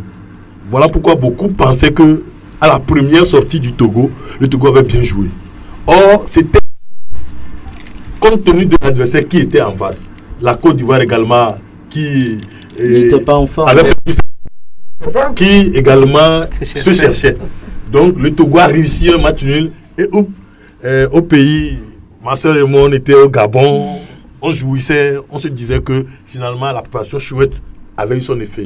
Or, c'était, on va dire, un cataclysme qui se passait. Un match trompe-œil. C'était un cataclysme d'ailleurs qui se passait. Parce que même dans les secteurs de jeu, les joueurs ne s'entendaient pas. Dans tous les secteurs, même au niveau des goals, que ce soit Tchagouni, Cédric Mensah et Agassa, il n'y avait pas cette harmonie-là.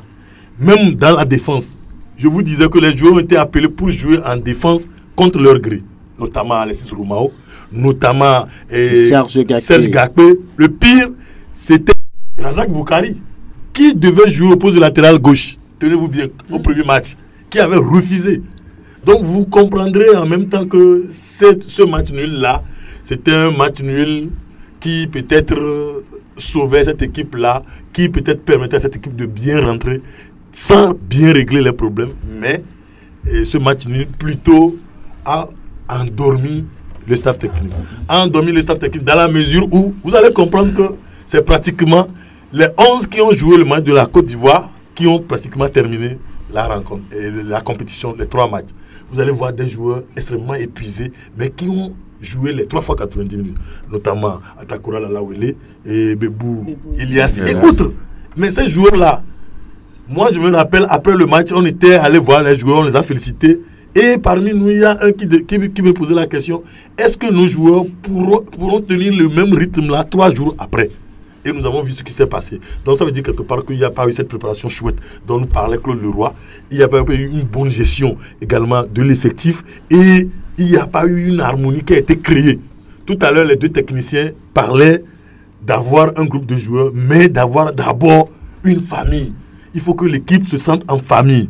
Je me souviens, quand votre partenaire, même en mauvais positionnement, vous pouvez à un moment le supplier en attendant de le rappeler à son poste. Tout cela a manqué. C'est ça qu'on appelle harmonie d'un groupe. Et le discours également de Claude Leroy a manqué énormément. Je vous le dis, il y a des joueurs qui évitaient même Claude Leroy lorsqu'on était à la CAN. Ils ne voulaient pas le rencontrer même. Bon les rencontres étaient seulement au déjeuner ou peut-être sur l'heure de jeu. C'est fini. Or, en tant qu'un bon entraîneur, surtout un sélectionneur, le discours se passe même porte à porte. Oui, tu dois aller dans les chambres. Face à face. Je vous dis, allez-y, demandez. Il y a certains qui n'ont pas eu à discuter avec l'entraîneur comme ça, face à face, jusqu'à ce que la compétition ne finisse. Ça a été un échec. Ça a été un échec, ça a été un manquement grave du staff technique. Au-delà de ça, même au sein du staff technique, il n'y a pas eu cette entente-là. Demandez combien de fois et Dossé, et Migné, et Claude Leroy sont entendus sur des sujets donnés. On va vous compter ça sous le doigt. Pendant une grande compétition, c'est impossible. Voilà, ça explique un peu tout. Oui, vous avez envie de vous essayer aussi rapidement? Oui, je voulais dire que l'atmosphère malsaine au niveau de l'organisation, d'abord au Togo, avant le déplacement. Donc tout est parti d'ici? Oui, tout est parti d'ici. Et quand on arrive, écoutez, quand un entraîneur qu'on recrute ne veut pas sentir le président de la fédération, il n'y a pas. Ah, c'est vrai. Il ne veut pas le sentir. Il y a eu beaucoup de trucs comme ça là. Les gens peuvent le nier, mais c'est ça. C'est tristement ça. C'est tristement ça. Pourquoi ne pas nous le dire? Ça se passe même au niveau du ministère. Il y a ce trio-là qui ne s'entendait pas. Le ministre, le président de la fédération, l'entraîneur. Un entraîneur qu'on recrute, qu'on confie à une fédération, il faut qu'on lui donne un cahier de charge. Or, c'est lui qui s'impose. De toute façon, il faut qu'on en passe. On recommence. Vous voyez, la CAN vient encore. Peut-être que le Togo va se qualifier. Et voilà, on va se mettre autour et pour revenir encore comme on est revenu là. Donc, il faut qu'on essaye, qu'on commence par réfléchir à ce qu'il faut faire de mieux pour ce pays, surtout au niveau du football. Parce que quand on joue au foot, quand il y a un match de football, quand vous voyez l'engouement autour de ce match-là, ça doit faire penser, réfléchir aux politiciens pour qu'ils puissent mieux s'organiser pour intimer peut-être de l'ordre à la fédération ou approcher la fédération pour qu'on puisse mieux gérer le football. Oui. Pafio Debout, lorsque vous regardez cette participation avec du recul, que dites-vous aujourd'hui? Vous vous dites, on pourrait faire mieux, on a raté ci, on a raté ça, on a manqué de rigueur dans la préparation et dans l'organisation de cette grande compétition. C'est ce que vous vous dites? Ou bien vous vous dites, bon, on s'y attendait un tout petit peu, c'est le résultat et voilà. Bien Franck, d'abord je voulais rebondir sur ce que mon frère Jean-Louis vient de dire. Je crois que il n'y a jamais eu de mésentente entre le président de la fédération et le coach. Vous pensez? Oui, il n'y a jamais eu de mésentente. Non.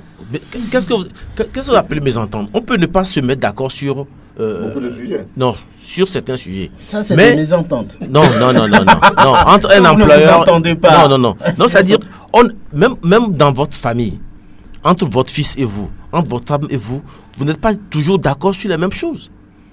Ça, c'est inévitable. On ne peut pas dire maintenant que le coach et le président ne s'entendent pas. Non. Ils peuvent ne pas s'entendre sur certains sujets. Si on dit le coach et le président ne s'entendent pas, c'est qu'ils ne se parlent pas. Et ça, c'est pas vrai. Non, pas forcément. Non, c'est pas vrai. Donc, je crois que nous devons moduler un peu ce que nous disons sur les ondes, surtout quand on n'a pas toutes les preuves. Bien, concernant comment on dit ça, la participation. Comme les uns et les autres l'ont dit, le Togo ne s'y attendait pas. C'est arrivé. On a mis les moyens pour que la préparation soit faite. Le coach a concocté son programme et il a eu les moyens. Il a fait. Vous ne pensez pas qu'on donne trop de pouvoir à Claude Leroy? De quel pouvoir vous parlez?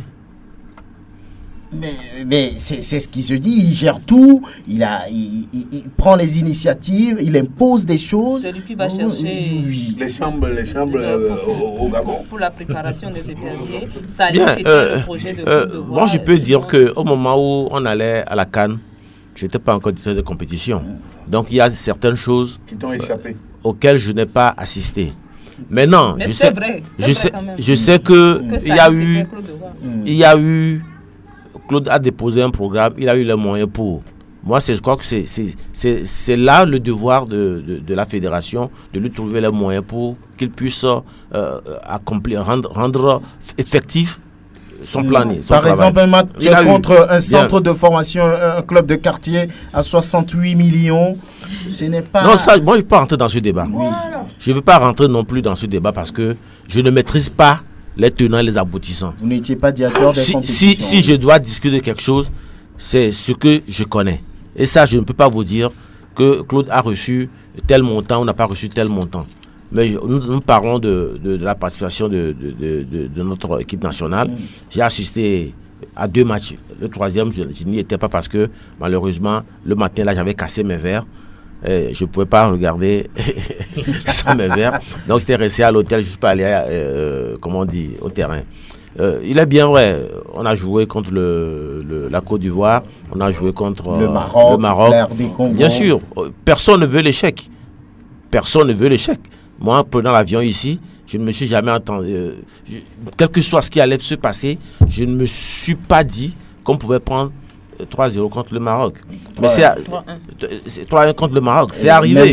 Maintenant, pour moi, à partir de ça, maintenant, moi, je parle toujours en tant qu'enseignant, ça s'est passé. Maintenant, ok, nous avons fait les points. L'essentiel pour moi, c'est comment répondre sur les prochaines échéances. Il y a eu des négligences, vous convenez? Je conviens, il y a eu des négligences. Manquements, et ça arrive. Ça peut arriver. Maintenant, comment faire pour que nos prochaines participations soient meilleures? 2019. Nous n'allons pas toujours ressasser le passé. Maintenant, il faut qu'on dise qu'est-ce qu'on fait maintenant pour que la prochaine participation soit meilleure à la dernière. Est-ce que vous pensez que les gens seront d'accord avec nous pour qu'on puisse le faire des propositions? Voilà, on va continuer avec Abalo Dossé. Même pas écrit, Abalo Dossé, le sélectionneur de l'équipe A'. Il a pris part, on va dire, au préliminaire du CHAN. Le Togo a été éliminé. Et puis après, il y a eu le tournoi des nations de l'UFOA. Pas de réussite. Mais je vous propose de l'écouter après le retour contre le Bénin. À Lomé, on savait que ça allait être difficile ici. Donc les joueurs étaient bien prévenus. On était bien préparés pour voir chèrement notre peau ici. Et c'est ce qu'on a fait. On a fait le match parfait. Mais malheureusement, notre élimination vient d'une erreur d'arbitrage. Parce que le pénalty est bel et bien rentré. C'est vraiment dommage parce que les joueurs ont tout donné. On a fait le match parfait. Bon, on a raté beaucoup d'occasions. On aurait pu faire aussi la différence dans le jeu. Mais malheureusement, on n'a pas fait. Mais vraiment, c'est dur. Surtout, j'ai mal pour les joueurs de perdre un match sur une décision de l'arbitre. Bien sûr qu'on ne va pas rester là. Je vais bien voir les images. Le ballon est bien rentré. Donc, on fera une réclamation là-dessus. Ça, c'est sûr et certain. Mais comme je le dis, j'aurais préféré que ça soit plus clair parce que pour les joueurs, vraiment j'ai mal pour les joueurs parce qu'aujourd'hui, ils ont vraiment fait tout ce qu'il fallait. On a retrouvé notre jeu, ils ne sont pas crispés et on a raté des occasions certes. Mais ça me fait mal de perdre de cette manière, ça me fait mal, franchement ça me fait mal. Coach, est-ce que quelque part vous ne regrettez pas le score 1 du parti de Lomé? Regretter, pourquoi regretter? C'est le score au match aller. On aurait aimé gagner au Togo, on a fait 1. Mais qui aurait misé sur nous en venant faire 1 ici? Personne. Mais nous on y croyait et on l'a fait. Donc c'est le tir au but qui notre aventure, je ne peux pas dire que ça finit sur un tir au but. C'est pas mes mots. Franchement, ça me fait mal au cœur pour les gens. Franchement, j'ai trop mal pour eux. Abalo Dossé, le patron de la sélection A'. Quel bilan faites-vous par rapport à sa gestion de l'équipe nationale A'?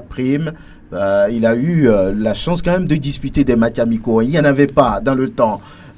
On a même pris l'avion pour l'équipe locale pour aller disputer un match amical. Ça, c'est du jamais vu, une première. Mais Abalo, quelle note lui donnez-vous? Bon, ce sera difficile parce que je lui donnerai bien parce que s'il c'est qu'il a eu un tout petit peu plus de temps, il fera beaucoup de choses. Mais il n'a pas eu assez de temps pour faire ce qu'il doit faire. Et puis là, il a aussi un tout petit peu péché sur le choix, la présélection des joueurs. Donc voilà, à peu près parce qu'il n'a pas... disons que Abalo Dossé est plus français que togolais. Il est togolais, d'accord, mais plus français. Il a beaucoup vécu en France qu'au Togo. Donc, il ne connaît pas assez les joueurs qui évoluent sur le plan local, sur le plan national, c'est pour faire une bonne équipe. Donc, c'est ça qui a joué en sa défaveur. Aujourd'hui, je pense qu'il a mis assez de temps au Togo pour maintenant connaître de bons joueurs. Donc, je pense qu'il va faire beaucoup de choses s'il a énormément de temps. Fifi, vous? C'était une équipe sans ambition parce que moi j'ai eu la chance d'interviewer Abalo Dossé avant ce match-là, avant ces deux matchs, et j'ai senti que il n'était pas très ambitieux pour le CHAN. Parce qu'il disait qu'il préparait une équipe pour l'avenir. Dans l'interview, il a dit plusieurs fois, c'est plus pour l'avenir, même si on ne passe pas le Bénin, il faut continuer par travailler, il faut avoir une équipe sous la main. Quand on aura besoin des joueurs pour l'équipe A, on viendra plus. C'est ce que moi j'ai senti dans ses propos. Donc c'était comme si on avait déjà inculqué ça aussi aux joueurs, parce que quand vous suivez le match aller à Lomé, un but partout, on aurait pu mieux faire par rapport à ce match-là, et les joueurs n'étaient pas très ambitieux. C'est lors du match retour ils ont senti qu'ils pouvaient faire quelque chose sur le match retour, mais c'était déjà un peu tard. Maintenant, quand coach Kegbalo parlait tout à l'heure de la sélection des joueurs, moi je dis encore qu'il y avait derrière Claude Leroy, également derrière cette équipe locale-là. Il n'a pas... Il n'a pas les mains libres, voulez-vous dire? Abalo n'avait pas eu les mains véritablement libres pour pouvoir faire son équipe. Moi, je le dis parce que quand je l'ai interviewé le jour-là, je lui ai posé encore cette question. Il m'a dit qu'il ne pouvait pas refuser quand il est l'adjoint de Claude Leroy. Si Claude Leroy me dit de prendre quelques joueurs qu'il a l'ambition ou bien qu'il a la volonté d'utiliser plus tard dans son équipe, qu'il ne peut pas.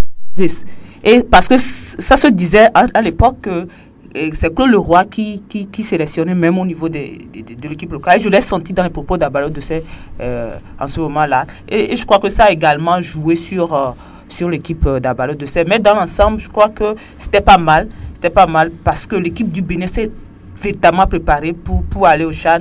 Et cette équipe du Togo, sans grande ambition, a quand même fait douter cette équipe du Bénin, même au Bénin, comme il le dit. Et on aurait pu faire tout cela à Lomé, on aurait pu gagner à Lomé et ne pas avoir de problème sur ce tir. Moi, j'étais au Bénin pour ce match-là. Le tir était bien rentré. Le Togo, le jour-là, devait en principe se qualifier pour le second tour. Oui, je vous voyais gesticuler. Que voulez-vous dire par rapport à Abalo Yao Fortuné? Vous lui donnez bien aussi. Pas bien, compte tenu de ce que Fifi vient de dire. Pourquoi? Parce qu'un entraîneur qui doit avoir une équipe, on l'a confié à une équipe, ne doit pas peut-être suivre l'autre à côté. Je ne suis pas d'accord. Un entraîneur, c'est celui-là qui doit s'imposer. Mais c'est votre patron qui vous demande. Non, mais Claude Leroy. Et après il est le chef d'Abalo. Il fait quoi? Il refuse? Dans quel contexte? Il a une équipe où on l'a confié comme il est le sélectionneur de cette équipe. Et lui, il est le sélectionneur de l'équipe senior. Moi, je n'ai pas à intervenir dans son équipe première. Là, il n'a pas aussi le droit d'intervenir dans mon équipe. Pourquoi? Parce que nous n'avons pas la même vision. Là, je suis très clair. C'est ça. Oui, là, je suis très clair. Je suis dans mon assiette. Donc, Abalo a péché d'avoir écouté... Non, mais moi, personnellement, je ne vais pas l'écouter. Ça, c'est clair. Moi, je suis catégorique. Bien. Bon, on est revenu. Je pense que Abalo, ou bien, je ne sais pas, celui qui a désigné Abalo pour être adjoint à Claude Leroy. C'est là où on a péché. Abalo est adjoint en équipe A. Un point, c'est tout. Ça devait s'arrêter là-bas. Il ne devait pas s'occuper de l'équipe nationale locale.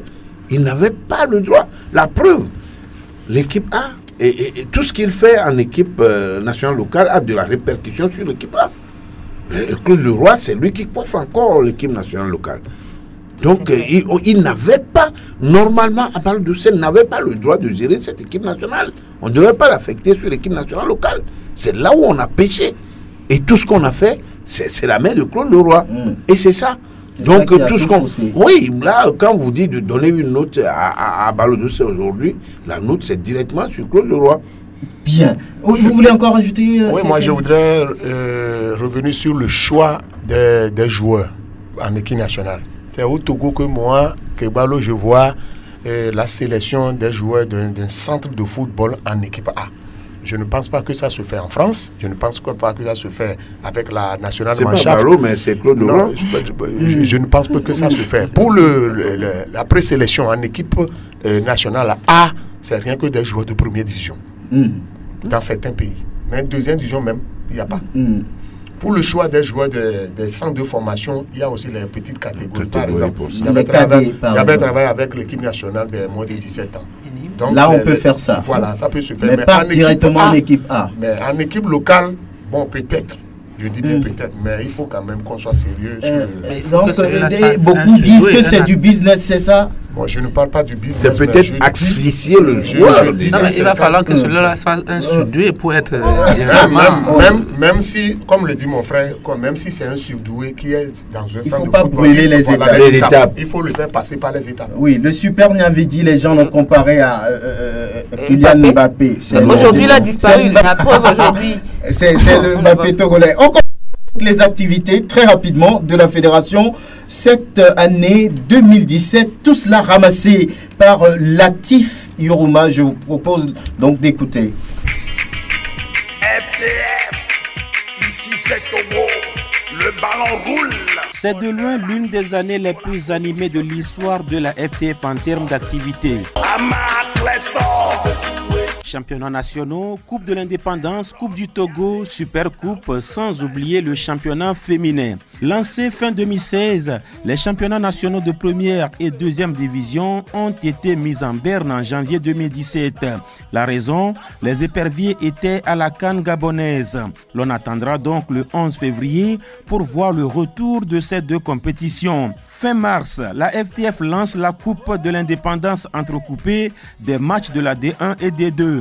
Au soir du jour anniversaire du Togo indépendant, l'AS Togoport remporte le trophée aux dépens de Maranatha au terme d'une finale disputée devant le président de la FTF, le colonel Guy Kossi Yakovi. La fédération a joué sa partition. Je profite de cette occasion pour remercier le chef de l'État pour tout ce qu'il a fait pour l'organisation de cette coupe. Fin mai, apothéose de la saison 2016-2017 des championnats nationaux. L'AS Togoport en D1 et Espoir de Tchévi en deuxième division sont sacrés. Pour le club du Zio, c'est une première, tout comme la SCK vice-champion national de la deuxième division, promus tous deux dans l'élite.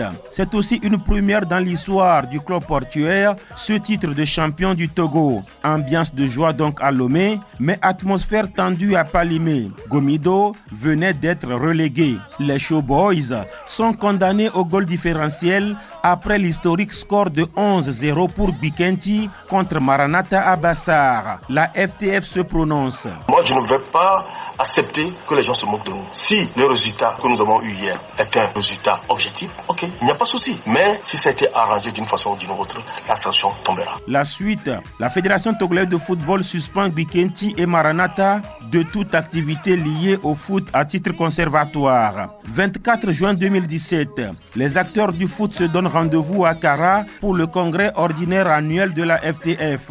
Une première selon Touré Baba du COMEX. Pour une première fois, il faudrait que l'on respecte les tests. L'assise de Kara se tient sans Maranatha et Bikenti exclus, sans le classement officiel du championnat, mais la principale décision reste la refonte des ligues. Entre-temps, la Fédération togolaise de football, à travers sa commission du foot féminin, clôture le championnat féminin lancé par zone. La finale nationale est enlevée par Atleta aux dépens de Bella FC de Kara. On veut jouer, donnez-nous le ballon. Pour innover et marquer son mandat, le COMEX de la FTF initie le 9 juillet 2017 la soirée dite des récompenses aux meilleurs acteurs de la saison. Le colonel Guy Kossi Yakovi. Nous avons tout simplement essayé de remplir notre tâche sur un programme que nous avons bâti, faire la soirée de récompenses à la fin du championnat. Le président de fin de l'AS Togoport, Essoyaba Boukwesi, est fait meilleur président. Son coach Aïvi Ekwevi, meilleur entraîneur. Il ne suffit pas de donner des récompenses. Il faut au moins encourager, voir pourquoi en club on donne des récompenses à ce monsieur qui n'est jamais promu? C'est là où ça me dérange un peu. Début octobre, après plusieurs épisodes du feuilleton Bikenti Maranatha, la FTF constate le non-lieu et rétablit les deux clubs. Place à nouveau à l'échéance de 2017-2018. Mais là encore, que d'imprécisions. Annoncé dans un premier temps sur le 3 septembre, le championnat de première division est ensuite renvoyé sur le 22 octobre avec des précisions sur le nombre de clubs que fait Pierre Kossi Lamadokou. Nous sommes dans la perspective de pouvoir démarrer effectivement le championnat le 22 octobre prochain. Je peux confirmer au public sportif que c'est 12 clubs qui compétiront en D1. Des déclarations du secrétaire général battues en brèche le 26 octobre et contre toute attente par le patron de la Fédération togolaise de football, le colonel Guy Kossi Akpovi. À l'analyse du climat sociopolitique actuel, la Fédération togolaise de football, après concertation avec le ministère de tutelle, décide que les championnats nationaux D1 et D2 se joueront comme suit. D1 à 16 équipes et D2 à 20 équipes. Entre-temps, cette saison annoncée désormais sur le 18 novembre est lancée le 15 octobre à travers le trophée des champions entre l'Est Goport, champion en titre, et son dauphin Semassi.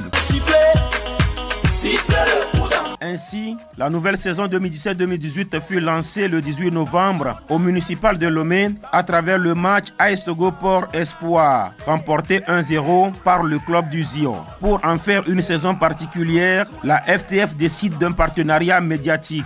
Chakondo Sebabi, deuxième vice-président. Pour certains, c'est un rêve, mais nous savions depuis là que ça devait être une réalité. Dès lors que nous étions rentrés en négociation avec New World TV, aujourd'hui, l'accord a été signé. Au total, c'est une saison quoique émaillée de litiges, bien remplie avec des activités chiffrées en millions par Pierre Kossi Lamadokou, secrétaire général de la FTF. L'organisation des 3 championnats, notamment la D1, la D2 et le championnat féminin, a coûté en gros 501 579 600 francs à la fédération. Voilà pour 2017 à la Fédération togolaise de football. Puisse 2018 apporter mieux.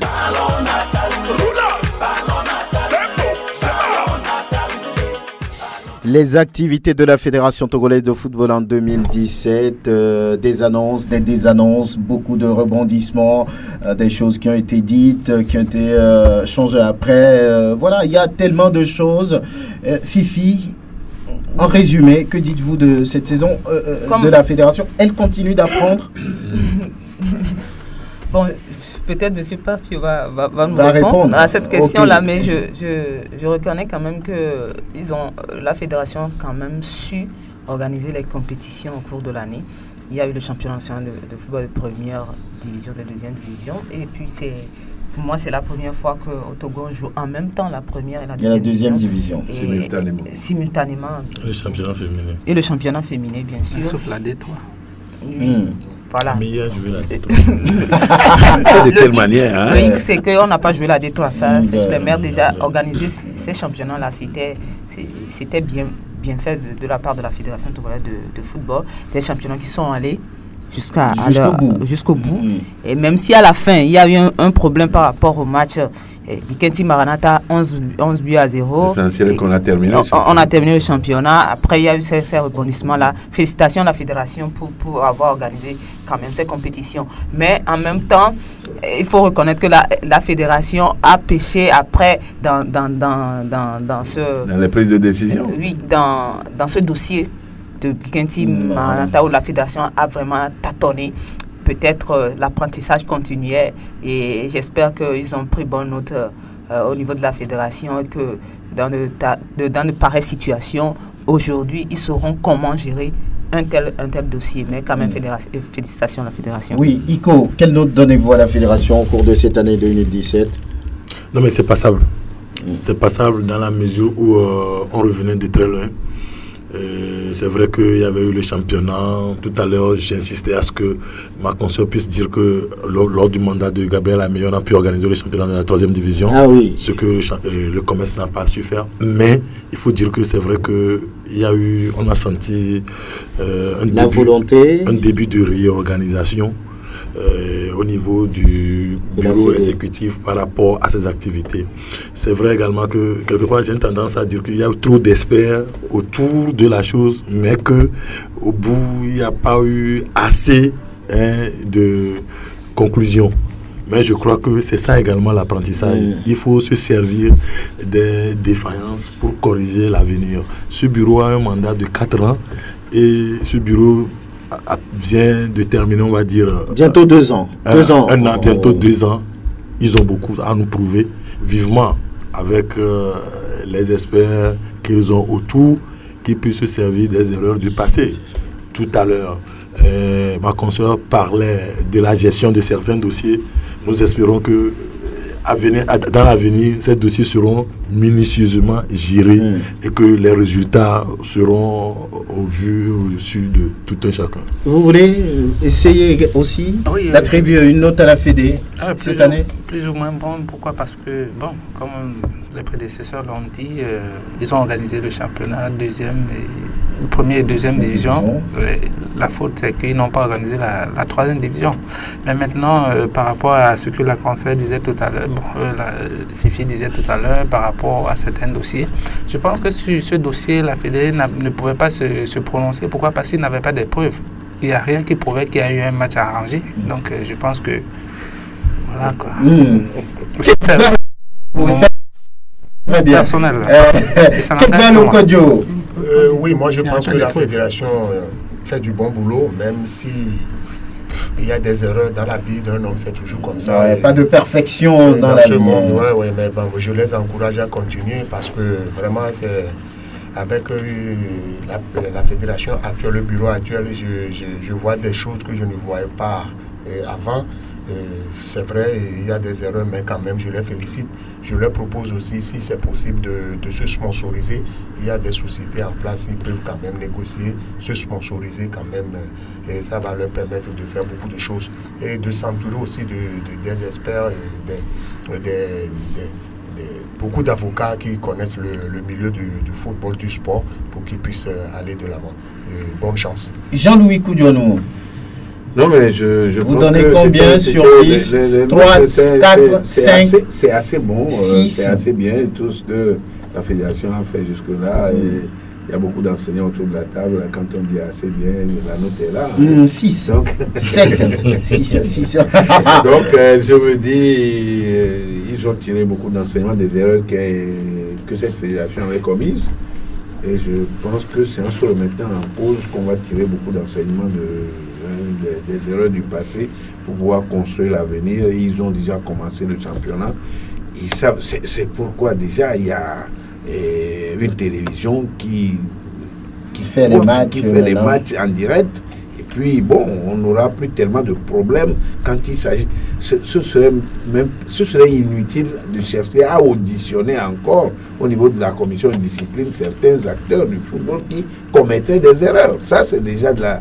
C'est pas parfait, mais c'est déjà très bien. C'est déjà bien ce qu'ils ont fait jusque-là. Donc, beaucoup de courage. Je ne dis pas félicitations, mais je dis beaucoup de courage à cette fédération parce que elle a commis beaucoup d'erreurs dans le passé et que ça commence par grandir un tout petit peu. Et je pense que ils nous feront voir mieux jusqu'à la fin de leur mandat. Voilà.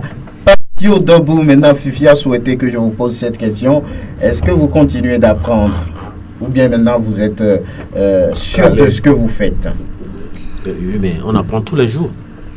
Même le professeur d'université continue pas à faire des recherches. On apprend tous les jours. Qu'est-ce que vous regrettez au cours de cette année 2017 qui n'a pas été bien fait, que vous pourriez réussir, mais sur lequel vous avez échoué? Échoué, je ne dirais pas échoué, mais peut-être ce que j'aurais aimé, c'est de voir une saison aboutie. Et c'est sur ça que je suis resté. Je ne me dis pas qu'on a échoué, mais s'il n'y avait pas eu ce 11-0, on aurait fait une saison plus ou moins acceptable. Mais beaucoup disent aussi que cette fédération, elle a eu de la chance, elle a eu beaucoup d'argent. Beaucoup d'argent? De qui? Par rapport aux autres fédérations. Hein, non. Ce n'est pas vrai. Tu n'es pas trésorier. Non. Vous n'avez pas eu beaucoup d'argent. Non. Ce que je peux dire, c'est que l'argent de la fédération la majorité vient souvent de l'extérieur, vient de la FIFA. Et je vous dis que aujourd'hui, la procédure de financement de la FIFA est devenue drastique. Et l'année passée, la fédération n'a pas eu son forward. Et cette année aussi. C'est maintenant, peut-être que si nous arrivons à faire les projets comme le demande la FIFA, et qu'on aura les forwards. Donc l'année passée, le forward, l'argent pour le développement du football qui devait arriver, n'était pas arrivé. Donc c'est ça qui ferait que la fédération ne devrait pas avoir beaucoup de problèmes. Ce qui est arrivé a été investi dans la subvention des clubs. Si vous voyez. Et moi, des fois, quand j'entends les journalistes, les journalistes parler, je me demande si vous êtes vraiment parfait de ce qui se passe. Quand on dit la FIFA dit de faire ceci, on va financer, la FIFA dit de faire ceci, on va financer. Moi, le dernier mail que j'ai dans mon PC aujourd'hui, c'est ceci. Pendant combien de temps continuerez-vous par subventionner les clubs? C'est ce qu'on vous a demandé? Oui. Pendant combien de temps continuez-vous par subventionner les clubs? La FIFA ne donne pas l'argent pour les clubs de D1, de D2. L'argent de la FIFA, c'est pour le développement, c'est pour le football de base, c'est pour les infrastructures. Mais quand le Togo choisit de faire un championnat ou bien un football amateur, même si c'est du professionnalisme, la FIFA ne vous apporte pas de l'argent. C'est les sponsors qui vont vous donner de l'argent. Tant qu'on n'ira pas à la formation, tant que les clubs ne feront pas de formation pour avoir des jeunes joueurs qui peuvent mettre sur le marché international, on restera dans ça. Donc vous appelez les clubs à s'appuyer sur la formation. Nous serons obligés d'aller là-bas. C'est ce que demande la FIFA. On sera obligés d'aller là-bas. Il y a les critères de la licence club qui impose à chaque club d'avoir les catégories inférieures. Les accompagnements. Est-ce que vous voyez? Bien.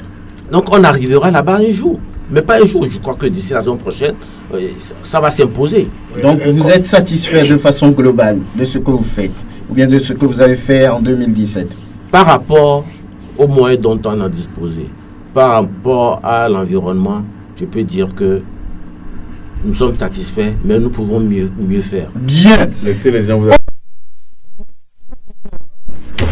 Peut-être qu'ils s'en foutent éperdument des Togolais. Ces jeunes qui sont allés même en finale, c'est une première. Pourquoi on n'a pas su garder cette équipe? Mais vraiment, ça fait honte. Non, arrêtons des comédies. Crions directement au sommet que c'est comme ça ne va pas. Point de vue. Les auditeurs.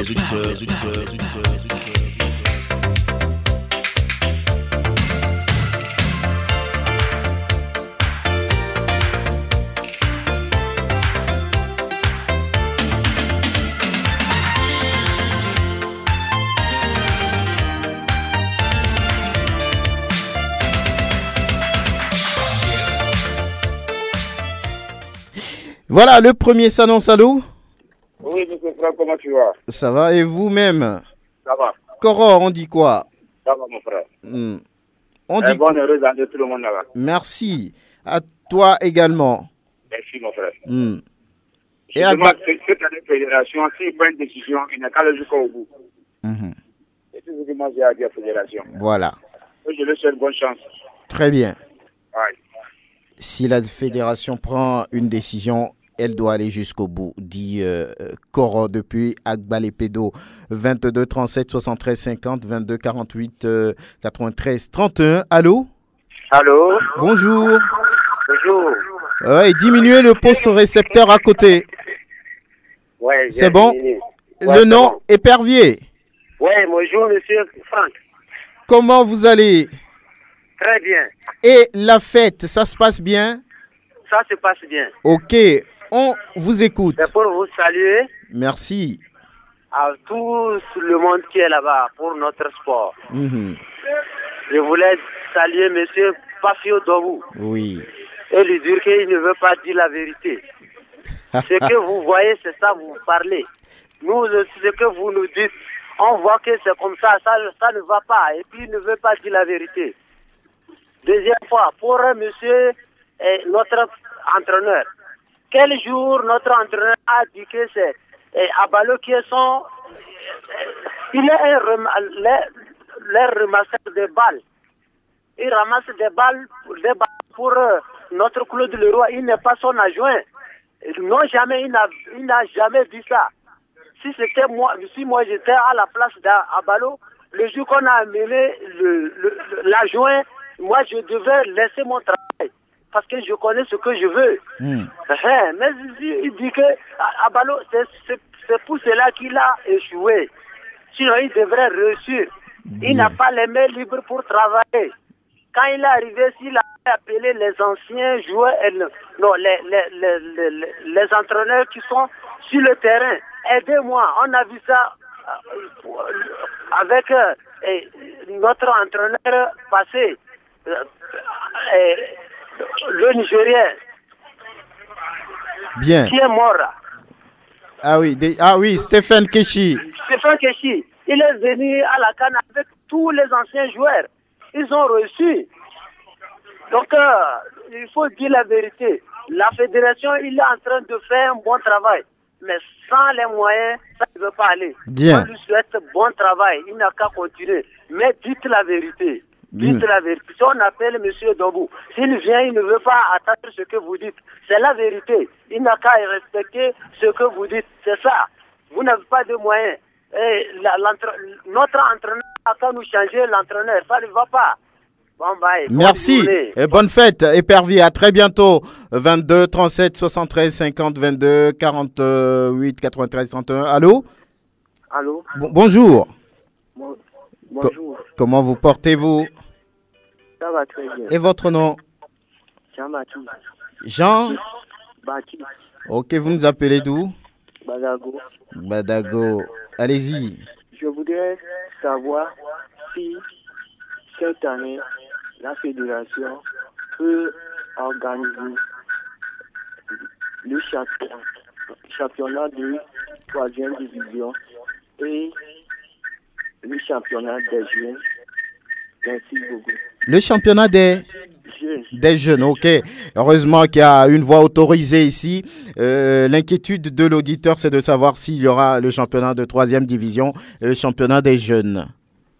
Je crois que sur le planning de la fédération, il est prévu le championnat de 3e division et le championnat de jeunes est aussi prévu. Nous sommes sur le projet.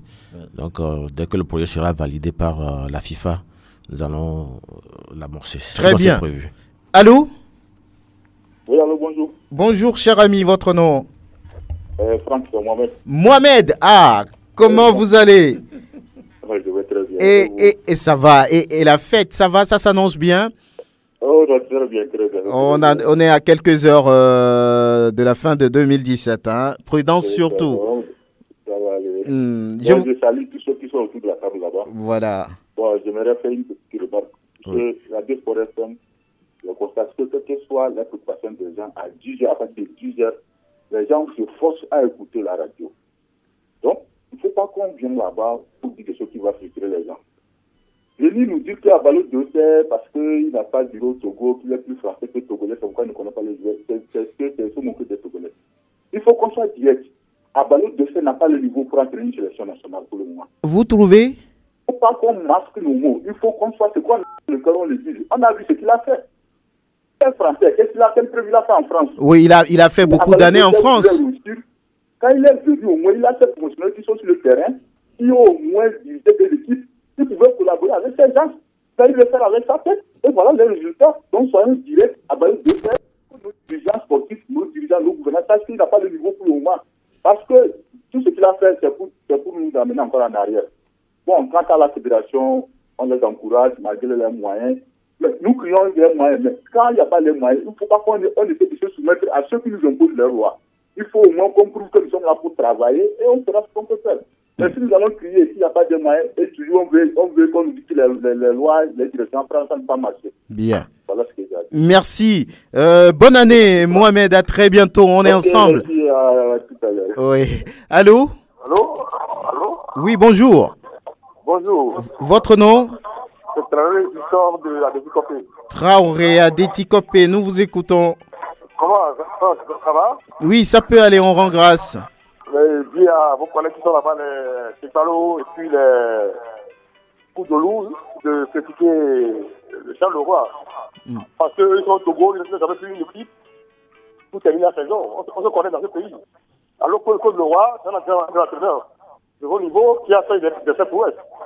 Donc, je pense que les critiques, il a formé une équipe togolaise avec une discipline bien propre.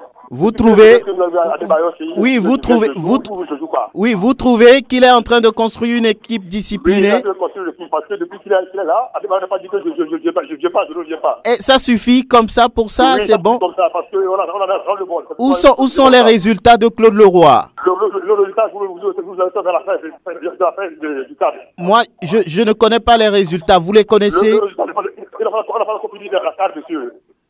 Vous n'êtes pas entraîneur, vous êtes un journaliste. Oui, je suis journaliste, je peux analyser. À côté de vous là-bas, est-ce qu'ils ont pris une équipe au Togo et terminé la saison une fois? Calmez-vous, calmez-vous. Mais calmez-vous, autrement je vous retire les antennes. Oui, c'est selon vous, c'est votre point de vue. Si Claude Leroy est Dieu pour vous, il ne peut pas être Dieu à tout le monde. Chacun a son opinion. Je vous en prie. Allô? Oui, allô? Oui, bonjour. Bonjour, monsieur. Oui, votre nom? C'est Babson, depuis avec le Peloga. Babson. Oui, nous vous écoutons. Merci pour l'émission. Oui, pour tout ce que vous faites pour le football togolais. Merci. Et en Afrique en général. Pour moi, le problème du football togolais, c'est les anciens joueurs. En exemple, Adebayor. Il faut qu'on écarte Adebayor dans le groupe. Il a fait quoi? Adebayor a fait quoi? Adebayor a l'influence sur la fédération et le coach. D'abord, le football togolais, ce n'est même pas... Claude Leroy n'est pas l'homme de la situation. Claude Leroy n'est pas l'homme de la situation. Il faut chercher un entraîneur moyen qui ne peut pas prendre assez de l'argent et travailler bien par rapport à Claude Leroy. Claude Leroy est vieux, il a fait son temps en Afrique et maintenant il ne peut rien faire pour l'Afrique. On a vu des entraîneurs plus vieux que lui. Où est le problème? S'il vous plaît. On a vu des entraîneurs plus vieux que Claude Leroy. Oui, nous avons vu des entraîneurs plus vieux que Claude Leroy, mais Claude Leroy, le savoir, la technique de Claude Leroy est vieux maintenant. Nous avons vu les entraîneurs au Togo. Je prends comme Didier Sif.